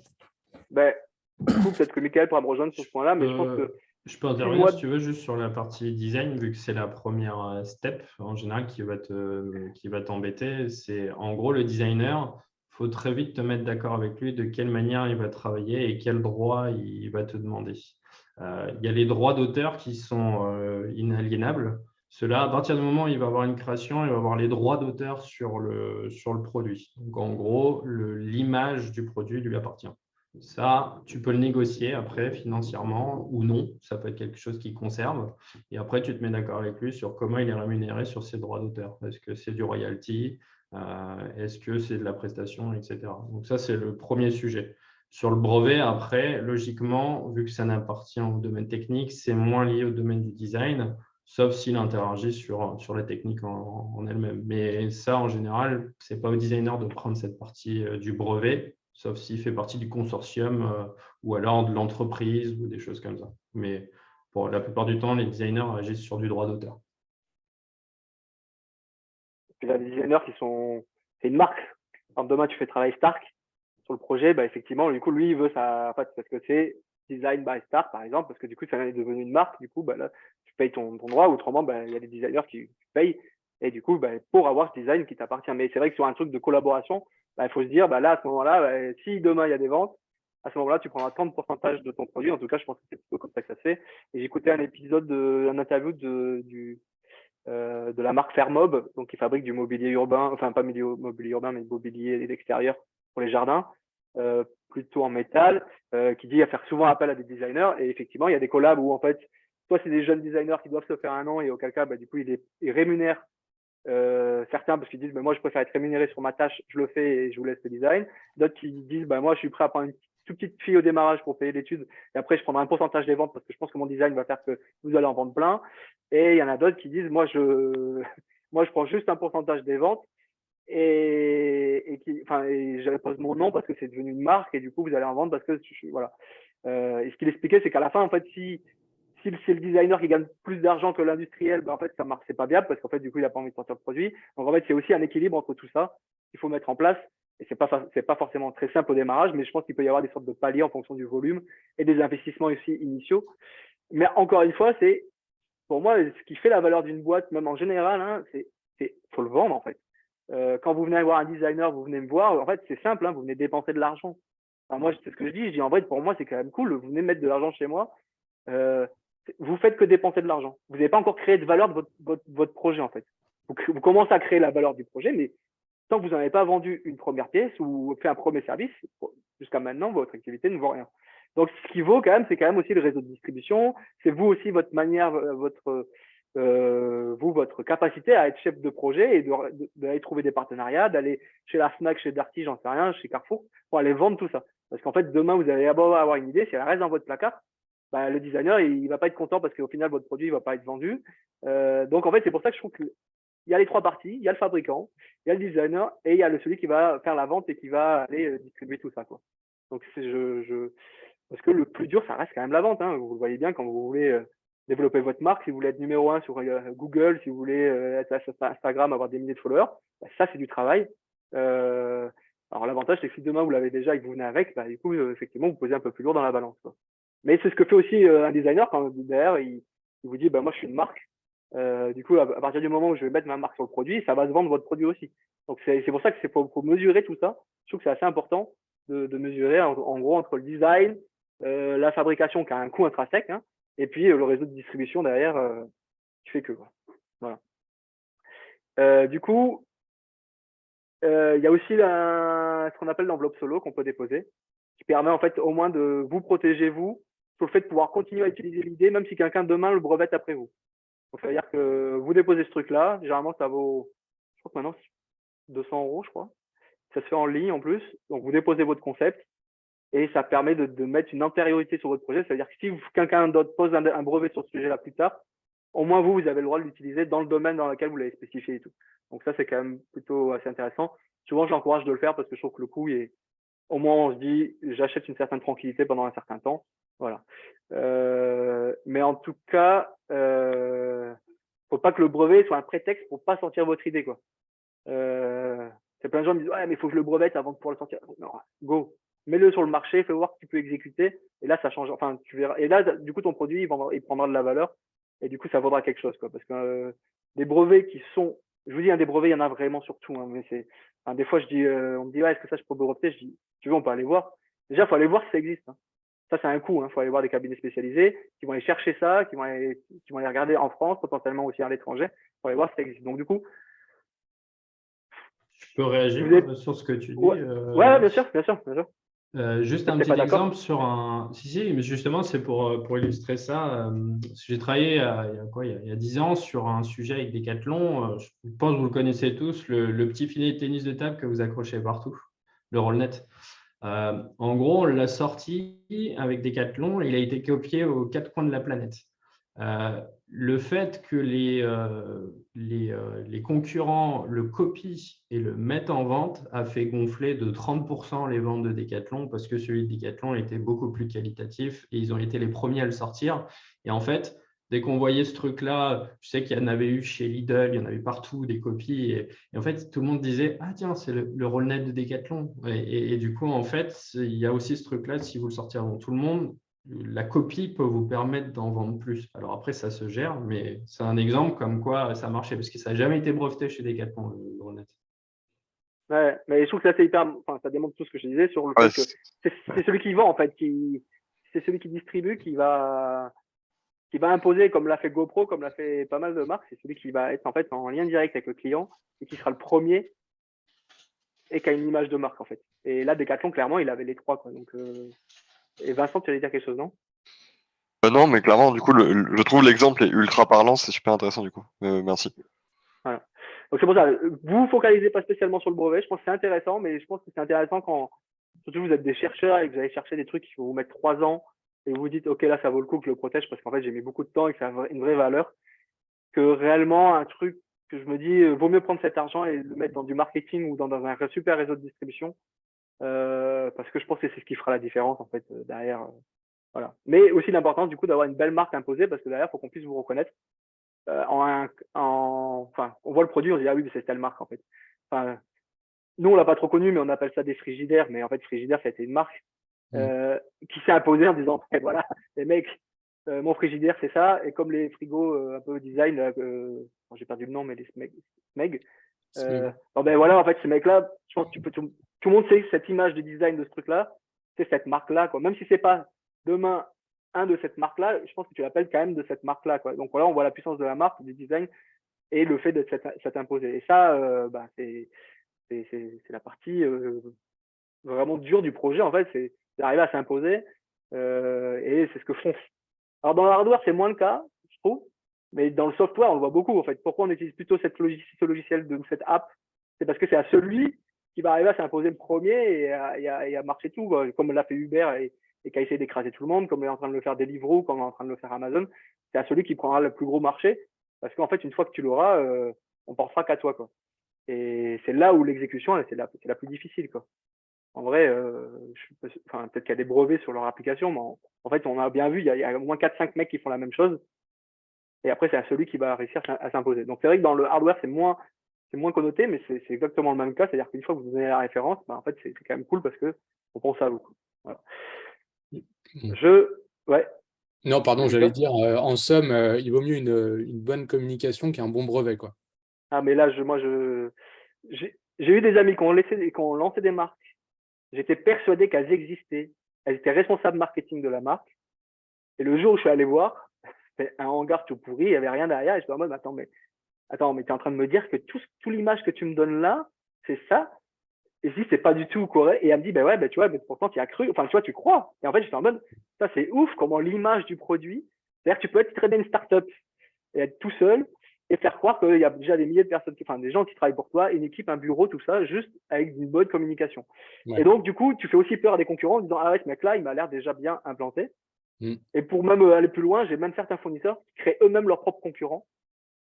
Tu vois, donc Ah ils ouais. disent, ouais, c'est-à-dire qu'ils ont créé une marque B2B, une marque B2C. C'est eux-mêmes et tout. Et comme ça, en fait, ils disent, en fait, je prends le marché. Et comme ça, il y a des mecs qui veulent y aller, ils vont déjà voir qu'il y a 2-3 acteurs qui sont sur le marché. Ouais, Ils ne savent clairement. pas que c'est moi-même, tu vois. Donc, c'est pas con. C'est comme quand tu as souvent un Super U, tu as un Lidl qui se met en face. Bon, mais pour toi, c'est deux marques différentes qui sont en concurrence, mais souvent, le patron, c'est le même. Hein. Mm. Tu regardes le marché du radiateur en Europe, il est géré par 3 ou 4 marques. Mais pourtant, des marques en tant que telles, il y en a, je crois, un truc style 40 ou 50. Il n'y a que 3 groupes derrière la plupart de ces marques-là. En France, il n'y en a que 2. Il y a Atlantique et mince, il y en a une autre. Et du coup, chacune, elles ont 15 marques à elles. C'est comme quand tu regardes Cuisinella et Schmitt, hein. C'est les mêmes Ouais. usines. Dans le même trip. C'est la même, Alors après, il y a des positionnements entre ces marques-là pour éviter qu'elles se bouffent. Mais Mais, du coup, c'est les mais, mêmes groupes. et puis elles sortent de la même usine pour y avoir Ouais, c'est ça. travaillé. Ouais, ben alors là, Julie, tu dois pas le dire et tu dois pas dire que c'est pas le même bois, c'est pas la même densité. Sinon, ça va casser. Non, mais enfin, voilà, c'est pour vous dire qu'en fait, ce qui compte, c'est vraiment l'exécution derrière. En fait, c'est quand vous allez arriver, enfin là, on va faire le pitch de mecs qui font des startups, mais c'est vraiment d'arriver à délivrer le truc et à s'imposer, quoi. C'est pour ça que la communication et l'image que vous allez en donner, elle est hyper importante. Et je vous le dis, hein, parce que pour vous dire, on a fait un bilan un peu sur l'année dernière, on a accompagné quasiment 60 projets l'année dernière. Il n'y en a quasiment qu'une sur 10 qui va réellement jusqu'au bout, qui crée la marque, qui arrive à s'imposer sur le marché et tout, et qui ne s'arrête pas avant, en fait. Voilà. Donc, c'est dur. Il faut avoir pris tout ça en compte quand même, l'image pour arriver à s'imposer. Et c'est vrai que l'image, c'est quelque chose qui est facile à travailler, qui n'est pas spécialement cher en soi, parce qu'en fait, c'est juste une façon de communiquer et tout. Et donc, du coup, tout ce que disait ce matin, enfin tout à l'heure, Michael, c'était ce côté création de la marque, les mots-clés, comment je diffuse tout ça. Ben, en fait, ça joue vachement sur le sérieux après derrière. Et même d'ailleurs, on va le voir avec les industriels avec qui vous allez travailler. Demain, vous arrivez avec des plans sur une feuille, il va vous dire, t'es gentil, mais j'ai pas envie de travailler avec toi. Alors qu'il commence à voir que tu as un truc un peu plus bâti, tout de suite, ça montre du sérieux, on va vouloir vous accompagner, on va peut-être vous faire des facilités de paiement. Enfin, il y a tout ça qui va suivre, quoi. Donc, je reviens dans mon schmilblick, qui va être plutôt sur le cahier des charges techniques. Donc, on l'a vu déjà tout à l'heure. Hein. Donc, du coup, quand on essaie de concevoir éco-responsable, moi, souvent, ce que j'essaie de dire, c'est aller taper sur des standards, en fait. Quand vous allez travailler avec des produits, que ce soit du bois, du métal, par exemple, dans le bois, c'est quelque chose qui est hyper standardisé. Il y a des épaisseurs. Des laminés, c'est telle épaisseur. Des laminés, c'est des contreplaqués, c'est telle épaisseur et tout. Allez taper sur des process, des matières premières que vous allez utiliser qui sont déjà standards. Parce que travailler sur des trucs un petit peu bâtards, déjà, ça va faire que votre produit va déjà s'envoler en termes de prix. Et ça veut dire que ça va être forcément des productions standards, genre un peu hétéroclites spécialement pour vous, donc on découpe beaucoup plus important. Donc, moi, premier point que je ferais, c'est déjà, si je me dis, tiens, c'est du métal, j'irai voir un mec qui vend du métal et j'irai, c'est quoi les standards chez toi? C'est quoi les tubes? C'est quoi les tôles? Parce que, a priori, et par exemple, il y a des tôles, par exemple, j'en sais rien, je dis ça au hasard, mais par exemple, le 1 mm, ils en produisent 10 fois plus que le 0,5 mm. Alors, du coup, le 1 mm, il est sans doute moins cher, vous voyez? C'est-à-dire que je vais aller voir mon fournisseur, je vais dire, c'est quoi le standard que tu sors le plus, qui fait que le prix va être le plus intéressant sur ce produit-là. Parce que c'est pas parce que c'est plus fin que c'est moins cher, parce que ça se trouve, ils en produisent beaucoup moins de cette épaisseur-là, du coup, le coût, il monte beaucoup plus. Alors que, dès le départ, juste à cause de 0,5 mm, enfin des conneries dans ce genre-là, on peut avoir des prix qui vont s'envoler et qui vont faire qu'on va être sur moins standard et qu'on va avoir des crises un petit peu comme il s'est passé là en 2022, enfin c'était en 2022, oui. le canal de Suez qui se ferme, l'augmentation des coûts des énergies et des matières premières. Si vous tapez sur un produit qui n'est pas standard ou qui n'est pas un produit qui sera à gros volume, bah, du coup, j'ai plein de fournisseurs on a dû reconcevoir leurs produits parce que leurs produits n'étaient pas conçus avec ces produits-là, avec des produits qui étaient standards et faciles à trouver en fait. Donc déjà, la règle numéro 1 est taper sur des trucs qui se trouvent facilement, soit autour de vous, hein, par exemple si on parle de bois, on va aller chercher, tant qu'à faire, les usines qui sont à côté, on va leur demander c'est quoi les essences de bois qui vont travailler, c'est quoi les épaisseurs qui sortent le plus généralement. Voilà. Et puis si derrière ils se disent, tiens ça, nous on ne sait pas trop le valoriser, c'est-à-dire potentiellement pour vous, c'est des trucs que vous avez payé moins cher et que peut-être ça va vous pouvoir utiliser dans votre produit et que ça va faire aussi partie du design du produit. Donc en fait, je trouve que c'est assez intéressant de partir en tout cas de la matière et regarder ce qui se fait et comment on peut le faire. On a des clients qui utilisent tous les rejets de ils font de la découpe laser, donc ils prennent des grandes plaques et ils découpent plein de pièces à l'intérieur. Leurs déchets aujourd'hui servent à faire des claustras, parce qu'en fait le design de ces plaques-là, en fait maintenant ils s'amusent à les impliquer dans une certaine forme qui fait que quand elles sortent, le déchet aujourd'hui est valorisé pour faire autre chose, quoi. Donc en fait, c'est-à-dire qu'ils maîtrisent quasiment tout. Et ils ont même leurs propres clients qui maintenant font leurs propres dessins et qui mettent toutes leurs pièces qu'ils veulent sur la plaque. Comme ça, après, ils récupèrent cette plaque-là et eux-mêmes s'en servent dans leur bureau maintenant pour faire leur décoration en disant, en fait, ça, c'est le déchet des trucs qui vont finir dans nos avions, mais parce que comme ça, en fait, ça permet de faire nos claustras et tout. Et même, ils le vendent maintenant. Voilà. Enfin, donc, du coup, c'était au début pour eux. Voilà. Donc, je trouve que l'éco-responsabilité, elle va vraiment partir sur déjà de la matière et sur le fait de dire, est-ce que je vais enlever beaucoup de matière ou on va essayer d'en perdre pas beaucoup. Et là, l'avantage, c'est qu'aujourd'hui, on est dans une phase où l'impression 3D est arrivée. Donc, du coup, l'avantage, c'est qu'on utilise que la matière qu'on a besoin.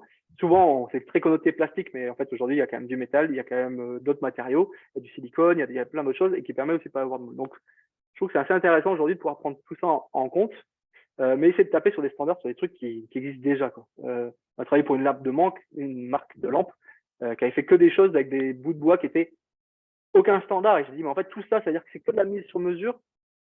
Et je suis pas sûr que sur ton design, ça change grand-chose. C'est quelques millimètres là. Parce que du coup, je pense qu'en fait, si tu tapes sur ces standards-là, du coup, en termes de coût, ça va être plus facile. En termes de sourcing, ça va être plus facile. Et en termes de fournisseur qui va être capable de le faire, ça va être aussi plus facile. Donc, en fait, ça t'ouvre que des portes. Et donc, ça veut dire que potentiellement, tu as des fournisseurs aussi à côté de chez toi qui vont pouvoir le faire. Donc, avoir des impacts carbone sur les distances de transport de tes produits qui vont être plus faibles. Donc, en fait, c'est toute la chaîne complète qui va être intéressante. Et en plus, derrière, maintenant, tu as quand même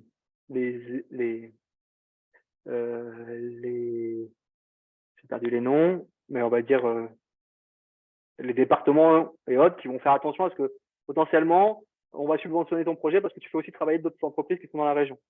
Là, on a eu le cas récemment pendant le Covid où on a dû faire travailler, on avait trouvé un injecteur en Bretagne alors que le produit était à Toulouse parce que c'était le mieux disant en termes de prix. Et au final, la région a dit, nous, on vous finance une partie du moule si vous faites travailler des gens de la région. Bon, du coup, en fait, ils ont dit, OK, du coup, on a dû retrouver un fournisseur très localement. Et au final, on a trouvé un qui était très proche, qui était un peu plus cher, mais au final, avec la différence de prix de la subvention et tout. Et en fait, le département, il y avait tout intérêt parce que l'argent restait dans le département. Donc, pour eux, c'était un win-win. Donc, voilà. Donc, je trouve que c'est assez intéressant, ça, à prendre en compte. Donc, du coup, quand on revient sur notre cahier des charges techniques, ce qui est important quand vous définissez votre produit, c'est quelles sont les cadences de production. Il faut bien imaginer que si vous en faites 10 ou 10 000, on ne va pas utiliser le même process de fabrication, en tout cas. Enfin, ça serait dommage parce qu'en fait, il y en a un qui serait overkill si on utilise des presses à injecter qui sortent des milliers de pièces par seconde, par minute. Si on doit en sortir que 10, ça sert à rien. Et de l'autre côté, si on utilise un process manuel où on doit en sortir 100 000, faut bien comprendre que ça va être compliqué à les sortir. Donc, du coup, avoir une idée de la quantité, je trouve que c'est super important. Et cette idée-là, elle est compliquée à se donner si on n'a pas déjà un pied avec un échange avec nos clients, notre communauté et tout. Donc, c'est pour ça que dès le démarrage, quand vous avez créé votre marque, essayez de le faire, ce truc-là, de commencer à créer votre communauté et fédérer les gens. Parce qu'après, il va y avoir beaucoup d'échanges avec eux pour se permettre de se dire, là, j'ai peut-être, je sais pas, une communauté de 10 000 personnes. Sur ces 10 000, il y en a déjà 1000 qui ont annoncé qu'ils étaient intéressés. Donc, ça veut dire que potentiellement, j'ai déjà un volume de 1000 pièces à produire. Donc, ça peut être intéressant. La maturité du produit, ça, on a rapidement parlé, du coup, d'essayer d'arriver à le faire itérer le plus rapidement possible. Donc, tout à l'heure, Michael parlait d'itération. Oui, parce que sur l'expérience produit, ça y joue. Et puis, certains clients vont l'utiliser d'une certaine façon, d'autres d'une autre. Et donc, du coup, ça, je trouve que c'est le plus compliqué parce qu'il n'y a que le temps qui peut le faire et le nombre de gens qui vont l'avoir, le produit. Mais c'est ce qui va vous donner le meilleur retour parce qu'en fait, ce truc-là, ça ne s'achète pas. En fait, il n'y a pas le choix. En fait, il faut le mettre sur le marché, il faut le donner à des gens, des bêta-testeurs qui vont vous donner leur retour. Ça, c'est super important parce que si demain, le projet, vous en sortez 100 000 et qu'il a un défaut, corriger 100 000 pièces pour un défaut, c'est compliqué, quoi. Donc, du coup, cette maturité-là, souvent, il y a plein de gens qui essayent de la squeezer parce que il faut vite que le projet sorte, mais en vrai, c'est un risque. Hein, je sais pas si vous avez entendu parler de cette histoire de GoPro qui avait sorti un drone. Il s'avère que le drone, ils l'ont sorti. La batterie en vol a sorti. Ça, on pourrait bien dire oui, c'est un problème d'ingénieur. Non, c'est un problème de maturité parce que c'est-à-dire qu'ils l'ont pas mis assez souvent dans les mains d'utilisateurs et qu'ils n'ont pas vu ce point faible qui était remonté. Et parce que du coup, je pense qu'il y a eu une pression des marchés, j'en sais rien, mais en tout cas, ils ont sorti le projet beaucoup trop vite. Et donc, du coup, pour un petit détail, on se retrouve avec une expérience utilisateur qui est complètement anéantie, donc un projet qui s'est pas vendu. Donc, c'est pour ça que la maturité produit, elle est super intéressante de pouvoir la mettre dans les mains pour qu'ils puissent la tester. Donc, la matière première, on va en reparler juste après, mais on a déjà commencé à en parler. La personnalisation, donc ça, c'est si est-ce que votre produit, vous souhaitez par exemple graver dessus ou changer les couleurs facilement. Ça, je trouve que c'est un point à mettre dans votre cahier des charges, à définir en tout cas, est-ce que c'est le cas ou pas. Les délais, est-ce que c'est quelque chose qui doit être pour demain ou est-ce que, parce qu'en fonction des process, il y en a qui sont plus ou moins longs ou courts. Donc du coup, en fonction de ça, on peut trouver des process de fabrication qui vont pouvoir réduire les délais, forcément avec un coût plus important, souvent. Ça, il n'y a pas de secret. Mais ça permet au moins de pouvoir mettre le projet en route, par exemple, pour des livraisons, pour des bêta-testeurs, pour des trucs comme ça. On a déjà fait pour l'entraîneur Serena Williams qui voulait mettre un produit absolument sur le marché pour Roland-Garros. Il nous a dit, il nous faut telle pièce pour telle date. Du coup, on a réussi à trouver d'autres process en parallèle qui ont permis de réduire le temps de fabrication juste pour quelques unités qui puissent mettre sur le marché. Et après, derrière, quand quelques semaines plus tard, a suivi la production principale. La finition, ça, c'est un point qui est super important parce que souvent, souvent on cherche la résistance mécanique, la finition. Quand on a les deux, souvent, c'est très cher. Donc, du coup, la finition, c'est important. Est-ce que si c'est un projet, c'est une boîte qui va finir dans une boîte à gants, est-ce que la finition va être super importante? Ou de l'autre côté, c'est une coque d'iPhone, effectivement, peut-être que là, la finition, elle est extrêmement importante. Donc, et c'est ce qui va faire le choix du projet. Donc, la finition, c'est un point à définir parce que souvent, c'est quelque chose qui va potentiellement avoir un coût sur votre projet assez important. Votre coût de revient, souvent, c'est difficile pour vous de vous le fixer parce qu'en fait, vous ne savez pas du tout encore. Donc, mais souvent, vous savez déjà définir un prix de vente, en fait. C'est ça qui est marrant. C'est que je sais que mon marché, moi, à 100 € il se vend, mais vous ne savez pas encore combien il va vous coûter. Quoi. Donc, c'est bien de commencer à se poser la question à quel coût je dois arriver pour gagner assez bien ma vie. C'est un objectif, hein, c'est une vision, c'est-à-dire, OK, mon coût objectif, c'est ça. Et puis, par exemple, Tesla, quand ils ont sorti leur première voiture, ils perdaient de l'argent. Et maintenant, au bout d'une certaine quantité, là, aujourd'hui, ils en sortent plus d'1 million par an. Aujourd'hui, ils sortent 10 000 € de bénéfices par voiture. Là où aujourd'hui, Renault et Volkswagen, comme ils viennent juste de commencer à faire des voitures électriques, ils ont que 1 000 € de marge. Quoi. Et ils espèrent qu'avec les volumes qui vont augmenter et que la chaîne d'assemblage rôde bien, puisse augmenter au même niveau que des Tesla. Quoi. Mais c'est pour vous montrer. Alors là, c'est une échelle immense, mais pour le développement d'un produit, c'est la même chose, même à petite échelle. Quoi. Le volume joue quand même beaucoup. Quoi. Voilà. Outillage et moule. Souvent, moi, j'essaie de les proscrire parce que quand on est une startup, on veut être flexible, on veut pouvoir réagir assez vite. Donc, j'essaie de les minimiser en tout cas. Et aujourd'hui, on peut arriver à le faire grâce à de l'impression 3D. On peut arriver à faire des moules, on peut arriver à faire des contre-moules, des gabarits. Et tout ce qui coûtait très cher à l'époque, aujourd'hui, on est capable de les faire assez facilement si on a fait une bonne conception de base par rapport à ça. Quoi. Donc ça, c'est super intéressant parce que c'est ce que j'appelle l'hybridation de technologie. C'est-à-dire qu'on prend une techno, par exemple, d'impression 3D, on fait un moule et on va le mettre dans une presse à injecter et on va injecter du plastique. Ce qui fait qu'au lieu de payer un moule des centaines de milliers d'euros, enfin des dizaines de milliers d'euros, on va le payer plus que des centaines d'euros. Quoi. Donc ça, je trouve que c'est assez intéressant. Donc voilà, ça c'est des hybridations. On pourra en reparler si ça vous intéresse, mais qui existent. Donc sur les choix des matériaux, encore une fois, là, il y a plusieurs, scénarios. Parce que si demain vous me dites, moi mon scénario 1, c'est il faut qu'il soit alimentaire, déjà en fait, si par exemple c'est pour faire une boîte ou dans laquelle il va y avoir de la nourriture, déjà on va quasiment plus avoir. On va avoir une énorme contrainte sur le nombre de choix de matériaux qu'on va pouvoir utiliser. Quoi. Il peut très bien avoir du plastique alimentaire, il peut très bien avoir du métal alimentaire, du verre. Mais tout de suite, ça va réduire le champ des possibles. Quoi. Donc du coup, est-ce que le matériau il est imposé ou pas dans votre produit quoi. Ça, c'est important à savoir. Quelles sont les fonctions du produit que vous souhaitez derrière comment dire le dimensionnement de production. Alors, je ne sais plus ce que je voulais dire sur ça. Je pense que ce que je voulais dire, c'est qu'il y a certains produits qu'on peut faire, mais du coup, il faut des volumes minimums. par exemple, là, on est en train de travailler sur un projet où c'est alimentaire. En fait, pour arriver à faire des projets alimentaires, il faut des énormes quantités, parce que c'est des grosses usines qui fabriquent ça. Donc, du coup, sur des petits projets, on ne peut pas le faire. Donc, on retrouve notre alternative. Donc, c'est important aussi de savoir si on va avoir le volume par rapport à la production. Également, là, on en revient à l'image de marque. Bah, forcément, un produit en plastique sera peut-être moins bien. Quoique aujourd'hui, c'est en train de changer parce que il y a certains plastiques qui deviennent de plus en plus qualitatifs. Là, j'ai vu récemment des projets avec des coquillages à l'intérieur, du plastique mélangé à du coquillage. Honnêtement, le projet il est juste magnifique. Je l'ai vu avec du lin, donc on voit que quand on mixe un peu ces matériaux-là, c'est super intéressant. Ça fait partie de l'image de marque. Par exemple, si on veut là, en question, le casque, c'est un casque qui se met. D'ailleurs, il est super beau. Je vous mettrai le lien parce que franchement, il mérite.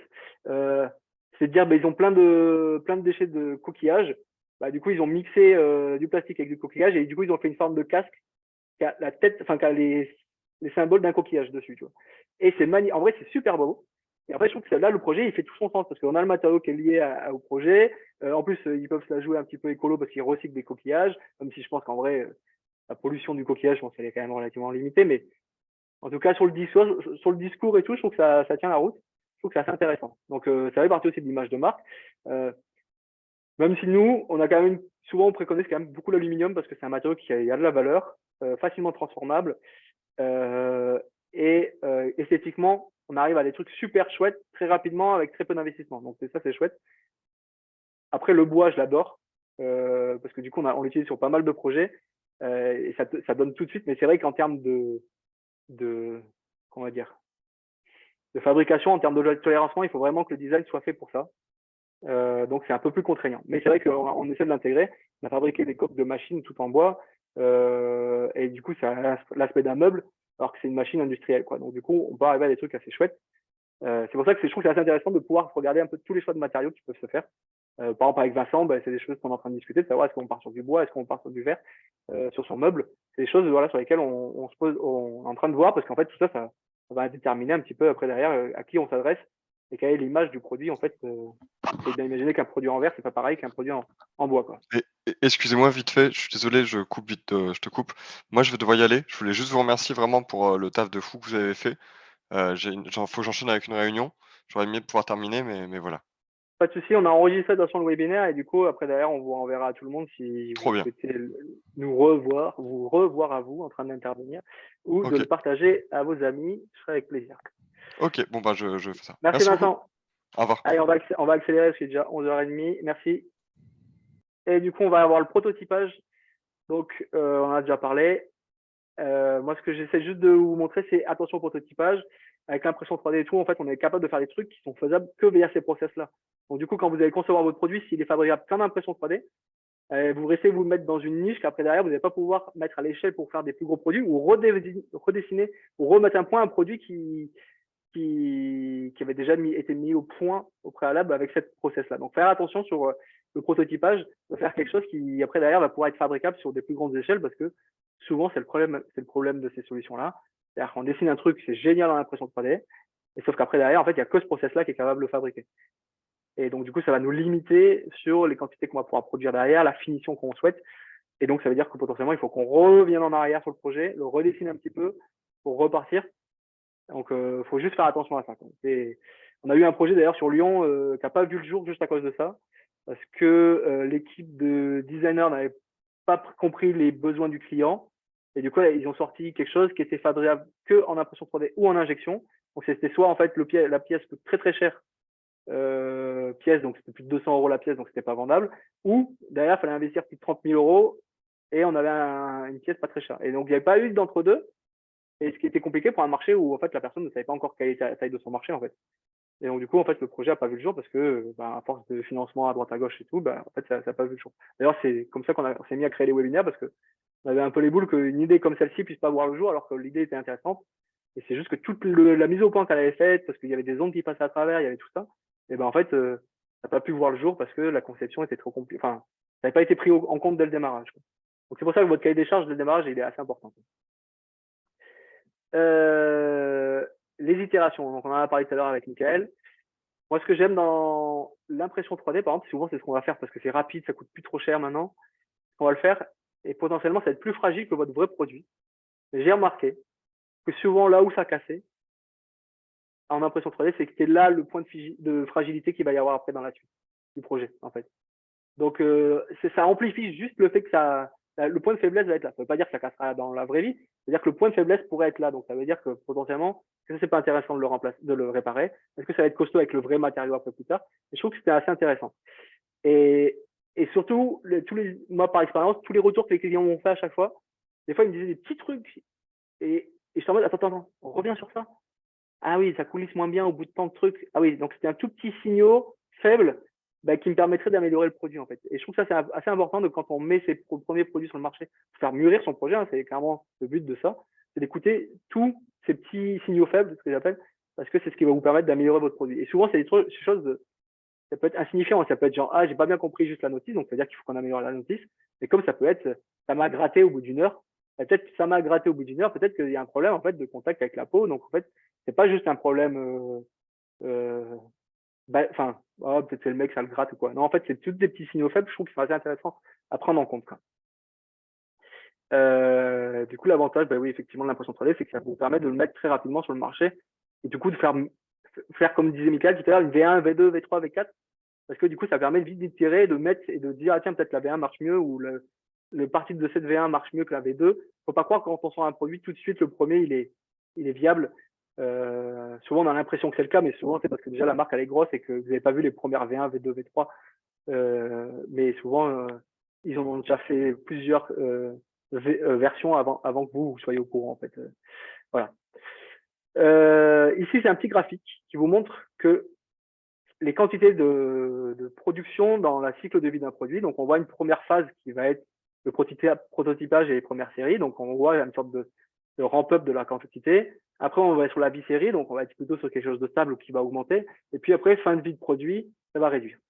Et du coup, on va être souvent sur ces 3 cycles de vie de produit. On peut changer de process de fabrication. Et donc, si votre conception de base elle est bien faite, votre produit peut correspondre à 3 phases différentes. C'est-à-dire que vous allez pouvoir les faire avec un tel process, avec le même dessin. Peut-être le réadapter un tout petit peu, mais avec un autre process qui va vous permettre de faire des plus gros volumes et de baisser le coût. Et puis à la fin, peut-être un 3e process qui permettra de rebaisser le prix. Voilà. Donc c'est des choses qui peuvent se faire. C'est pour montrer ça. Ce qui est intéressant, en tout cas, dans votre conception, quand vous allez concevoir votre produit, c'est d'adapter la conception au process et pas l'inverse. C'est-à-dire, n'hésitez pas à appeler les industriels, à essayer de les contacter, parler leur langage, mais de comprendre leur process ou d'aller voir sur YouTube, maintenant il y en a plein, pour comprendre comment fonctionne leur process, en disant, OK, moi je m'adapte à leur process ou à leurs dimensions qu'ils peuvent faire maximum, parce que si c'est moi qui viens les voir avec un truc un peu chiant ou un truc à 5 pattes, tout de suite en termes de prix, ça va coûter cher. L'éco-responsable, ça sera beaucoup plus compliqué à faire, parce que déjà, c'est un surcoût de faire l'éco-responsable souvent. Du coup, si en plus c'est quelque chose de compliqué à faire, voilà. Donc, essayez de comprendre le process dans lequel vous allez faire, et puis du coup, de vous adapter à ça. Et enfin, essayez de contacter des fournisseurs qui sont à peu près, je ne vais pas dire la même taille que vous, parce que souvent vous êtes plus petit que des fournisseurs, mais allez pas voir un Peugeot pour fabriquer votre moulin à poivre si vous n'en avez que 10 à faire. Parce que ce mec-là est beaucoup trop gros pour vous, et du coup, ça va pas du tout l'intéresser. Alors que si vous allez voir un artisan ou une petite PME, je pense que elle va être déjà plus intéressée de se dire, OK, là, j'ai peut-être un petit marché à prendre, donc du coup, ça va me faire grossir. Alors que quand vous allez voir des très gros, et souvent, c'est le problème de pas mal de startups, c'est qu'ils vont voir des très gros et en fait, ils se font un peu aller dégage parce que c'est gentil, mais et du coup, leur expérience avec l'industrie est pas forcément hyper valorisée parce que du coup, ils n'ont pas su adapter la taille du fournisseur, quoi. Tant que vous n'appelez pas Airbus ou Air France, c'est compliqué ils vont pas vous ouvrir les portes comme ça, quoi. Donc il faut commencer à adapter la taille du fournisseur à son projet. Mais du coup, ça, on en a parlé d'adapter un petit peu la conception pour essayer de garder votre production locale. Donc ça, je l'ai montré là avec Toulouse ou d'autres fournisseurs avec qui on le fait, de réadapter en fait le projet au process qui est plus local ou en fonction. Il y a un dernier petit point justement par rapport à ça, c'est que souvent, moi j'essaie de trouver des fournisseurs qui font des pièces qui ont les mêmes contraintes. C'est-à-dire que par exemple, récemment, on nous a demandé de fabriquer une sorte de bijou, d'accessoire à bijoux. Donc c'est un process d'emboutissage. Donc on a une matrice et puis on vient frapper une plaque entre les deux. Et en fait, la plupart des gens qui font ce process-là, c'est des pièces qui souvent ne sont pas très chères et qui ne sont pas très belles, qui vont finir pour tenir vos gouttières. Ça va être des pièces dans l'automobile qui ne vont pas être très valorisées. Donc, en fait, l'esthétique, ça compte pas du tout pour eux. Et par contre, j'ai trouvé des gens qui fabriquent des cuillères avec le même process. Et pour le coup, les cuillères, ça doit être esthétique. Donc, en fait, j'ai trouvé quelqu'un qui utilisait le bon process et qui avait les mêmes contraintes de finition. Donc, souvent, c'est comme ça que je vais essayer de trouver mes fournisseurs, c'est en me disant quel type de fournisseur va pouvoir fabriquer une pièce qui aurait le même process et qui ont les mêmes contraintes. Là, c'était un process d'emboutissage avec de la finition. Et la plupart des emboutisseurs que vous rencontrez en France, c'est des gens qui font des pièces et qui vont finir tous en vrac. Ils s'en fichent si c'est rayé. Alors que quelqu'un qui va faire des cuillères, c'est le même process. Et donc, du coup, on a été voir des emboutisseurs qui fabriquent des cuillères du côté de Remiremont, là-bas, d'Ancy, et qui nous a trouvé, enfin, qui lui était capable de faire ces pièces-là avec la finition et le même process. Ce qui fait qu'on a eu des coûts très intéressants, et parce que tout son process et tout. Mais quand vous cherchez tout ça sur Internet, ça a le même nom. C'est ça le problème, en fait. C'est que vous tapez emboutisseur, que le mec qui fabrique des cuillères, qui fabrique des casseroles ou qui fabrique des supports de gouttière, c'est le même nom. Donc, c'est pour ça, allez essayer de trouver un peu des gens qui fabriquent. Il faut leur demander qu'est-ce qu'ils fabriquent de base. Ça vous permettra de savoir s'ils sont sensibles ou pas à l'esthétique. Voilà. Donc, ça, c'est un petit point que j'aime bien partager parce que souvent, ça vous permet de bien avancer. Tu veux commenter rapidement, Mickaël, peut-être la page de réalisation? Je vous rassure, on arrive à la fin, cette dernière page, et après, on vous laisse aller déjeuner. Et vous, si vous avez des questions, je serai ravi d'y répondre. On sera ravi d'y répondre. C'était plus pour illustrer un petit peu voilà, ce qu'on a pu faire, que ce soit pour des startups, des PME ou des grands groupes. Il faut savoir que en fait, le process, c'est tout le temps le même. Ça va être plus l'ampleur du projet en fonction des quantités, enfin, tout ce que Adrien vous a dit juste avant qui change. Mais par exemple, tout à l'heure, j'ai entendu un petit peu parler de bois. On a pas mal travaillé sur du mobilier ou des choses comme ça. Par exemple, Work with Island, je vous conseille d'aller voir. C'est un exemple qui est assez intéressant. Ils sont venus nous voir sans rien. Et au bout d'1 an et demi, ils vendaient à peu près quelque chose comme 1000 Funbox. Donc, c'est la Funbox en haut à gauche pour du coup être un petit peu dans un environnement clos quand on n'a pas beaucoup de mètres carrés. Du coup, c'est hyper intéressant parce qu'en gros, on achète des mètres carrés supplémentaires dans son entreprise sans pousser les murs. Et en fait, ils sont arrivés sur le marché, il en existait déjà. C'était quoi? C'était dans les 8-9 000 euros la box. Eux, ils sont arrivés en disant, nous, on va sortir notre box à 3 000 euros et on va fracasser le marché. Ils ont fait un peu une stratégie à l'Afrique, quoi. Et en gros, ils sont arrivés et ils ont eu 300 précommandes du truc alors qu'ils n'avaient même pas sorti le produit, juste sur des visuels qu'on avait pu générer. Et du coup, après, nous, on a travaillé sur le concept. Le but, c'était de recevoir la box et de la monter soi-même en mode IKEA. Donc, pour ça, ça veut dire moins de pièces, préassemblage, etc. Trouver les bons fabricants pour pouvoir faire ça. Et en gros, on reçoit sa box en 4 parties et on l'assemble soi-même. Et la plupart des concurrents vendent une box à 8-9 000 euros avec un service de montage, avec des choses comme ça. Et en fait, on a compris qu'en réduisant les coûts et en jouant sur le service, on pouvait fracasser le marché en faisant ça. Et aujourd'hui, ils sont à plus de 3500 box par mois en vente et ils ont sorti des nouveaux modèles en 2 et 4 places. Et du coup, en fait, propulse en ayant un monoproduit avec plusieurs utilisations, sachant que le 2 et 4 places a exactement le même design, exactement les mêmes façons de monter le truc. Après, voilà, on a fait pas mal d'autres projets. Au milieu, on a une fontaine. D'ailleurs, tu en parlais tout à l'heure, Adrien, de plastique de coquillage. On a travaillé sur du plastique d'huître sur un projet. Et du coup, c'est une sorte de plastique qui est composé à peu près à 60% de recyclage d'huître. Donc, c'est broyé, c'est aggloméré et du coup, il y a d'autres ajouts avec. Mais grâce à ça, on arrive à le produire en mode local. Donc, par exemple, par rapport à l'entreprise, on a produit à 200 km de l'entreprise en fonction du stock, des déplacements, etc., sur des produits comme ça. Donc, c'est de plus en plus faisable et il ne faut pas hésiter aussi à challenger un peu parce qu'il y a des producteurs qui commencent à mettre en œuvre sur le territoire français et européen des matériaux qui peuvent être intéressants. Donc, il y a de l'huître, on a travaillé au milieu, je ne sais pas si vous voyez, une sorte de totem, une forme un peu bizarre, c'est quelque chose de pas hyper courant. Là, on a travaillé sur du recyclage de lin. Donc, en gros, on a réutilisé une partie du lin que les producteurs n'utilisent pas. Et on a, avec une marque qui s'appelle Culturine, si jamais vous voulez aller voir, on a travaillé sur ce matériau pour justement arriver à faire des rouleaux de lin qu'on peut thermoformer et donner une forme à ce genre de matériaux. Donc, du coup, là, on est toujours sur une approche hyper éco-responsable. On arrive à avoir des trucs jolis. Maintenant, il faut plus dire que c'est forcément moche. On a des matériaux maintenant qui deviennent limite plus jolis que des matériaux standards, hein, type plastique, métaux, etc. Donc, il ne faut pas hésiter. Mais du coup, voilà, c'est un peu pour montrer l'ampleur de ce qui est faisable et il ne faut pas avoir peur d'y aller, surtout. Pas vous dire, voilà, je démarre, je ne peux pas non plus faire une Ferrari. Si vous voulez faire une Ferrari, vous pouvez, il faut vous en donner les moyens. Après, c'est qu'est-ce que vous allez mettre à côté comme étape, comme personnes qui vont vous épauler, parce que l'accompagnement, c'est vraiment un truc primordial dans l'histoire d'une startup. Merci, Michael. Pas de souci. Cool. Ouais, nous, il y a quelques réalisations, mais je ne veux pas les aborder. Vous pouvez aller les voir sur mon site parce que je pense qu'on en met juste de tout mettre à jour. Donc, je vous inviterai à y aller. Ce sera plus simple. En plus, ce sera plus interactif parce que ça bouge et tout.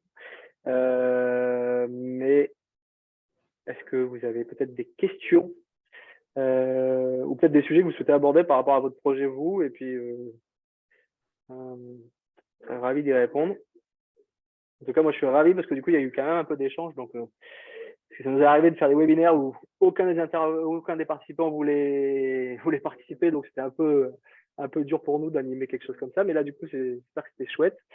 Peut-être qu'on vous enverra un petit email juste pour savoir ce qui vous a plu, ce qui vous a pas plu. Ça permettra aussi de nous améliorer dans le temps. Et puis, là, vous avez nos coordonnées. Donc, si vous avez des besoins ou pas, ou juste de discuter de votre projet, on pourra vous donner, comme on l'a fait pour Vincent, des conseils, des idées par rapport à vos projets. Donc, on est ravis de pouvoir échanger. Je pense que Michael, comme moi, on est assez ouvert à travailler sur des projets un peu, des fois, ça peut être, ça dépend un peu les projets. Donc, du coup, en fait, on est assez ouvert là-dessus. Donc, on est prêt à échanger avec vous. Cool. Voilà. Trop bien, merci. Merci à tout le monde. Pile poil pour aller manger. On pourra aller restaurer. Ah, merci à vous, super présentation. Merci Adrien c'était pour ton temps, Adrien et Michael pour votre temps. Avec plaisir. Et puis Merci j'espère qu'on fera des émules et qu'on en fera d'autres, peut-être sur d'autres sujets. Je suis ravi. Merci en tout cas. Parfait. Merci beaucoup, c'était top. Merci. Merci. Bonne journée à vous. Bonne journée à tous. Bonne journée. Merci. Au revoir. Salut. Au revoir.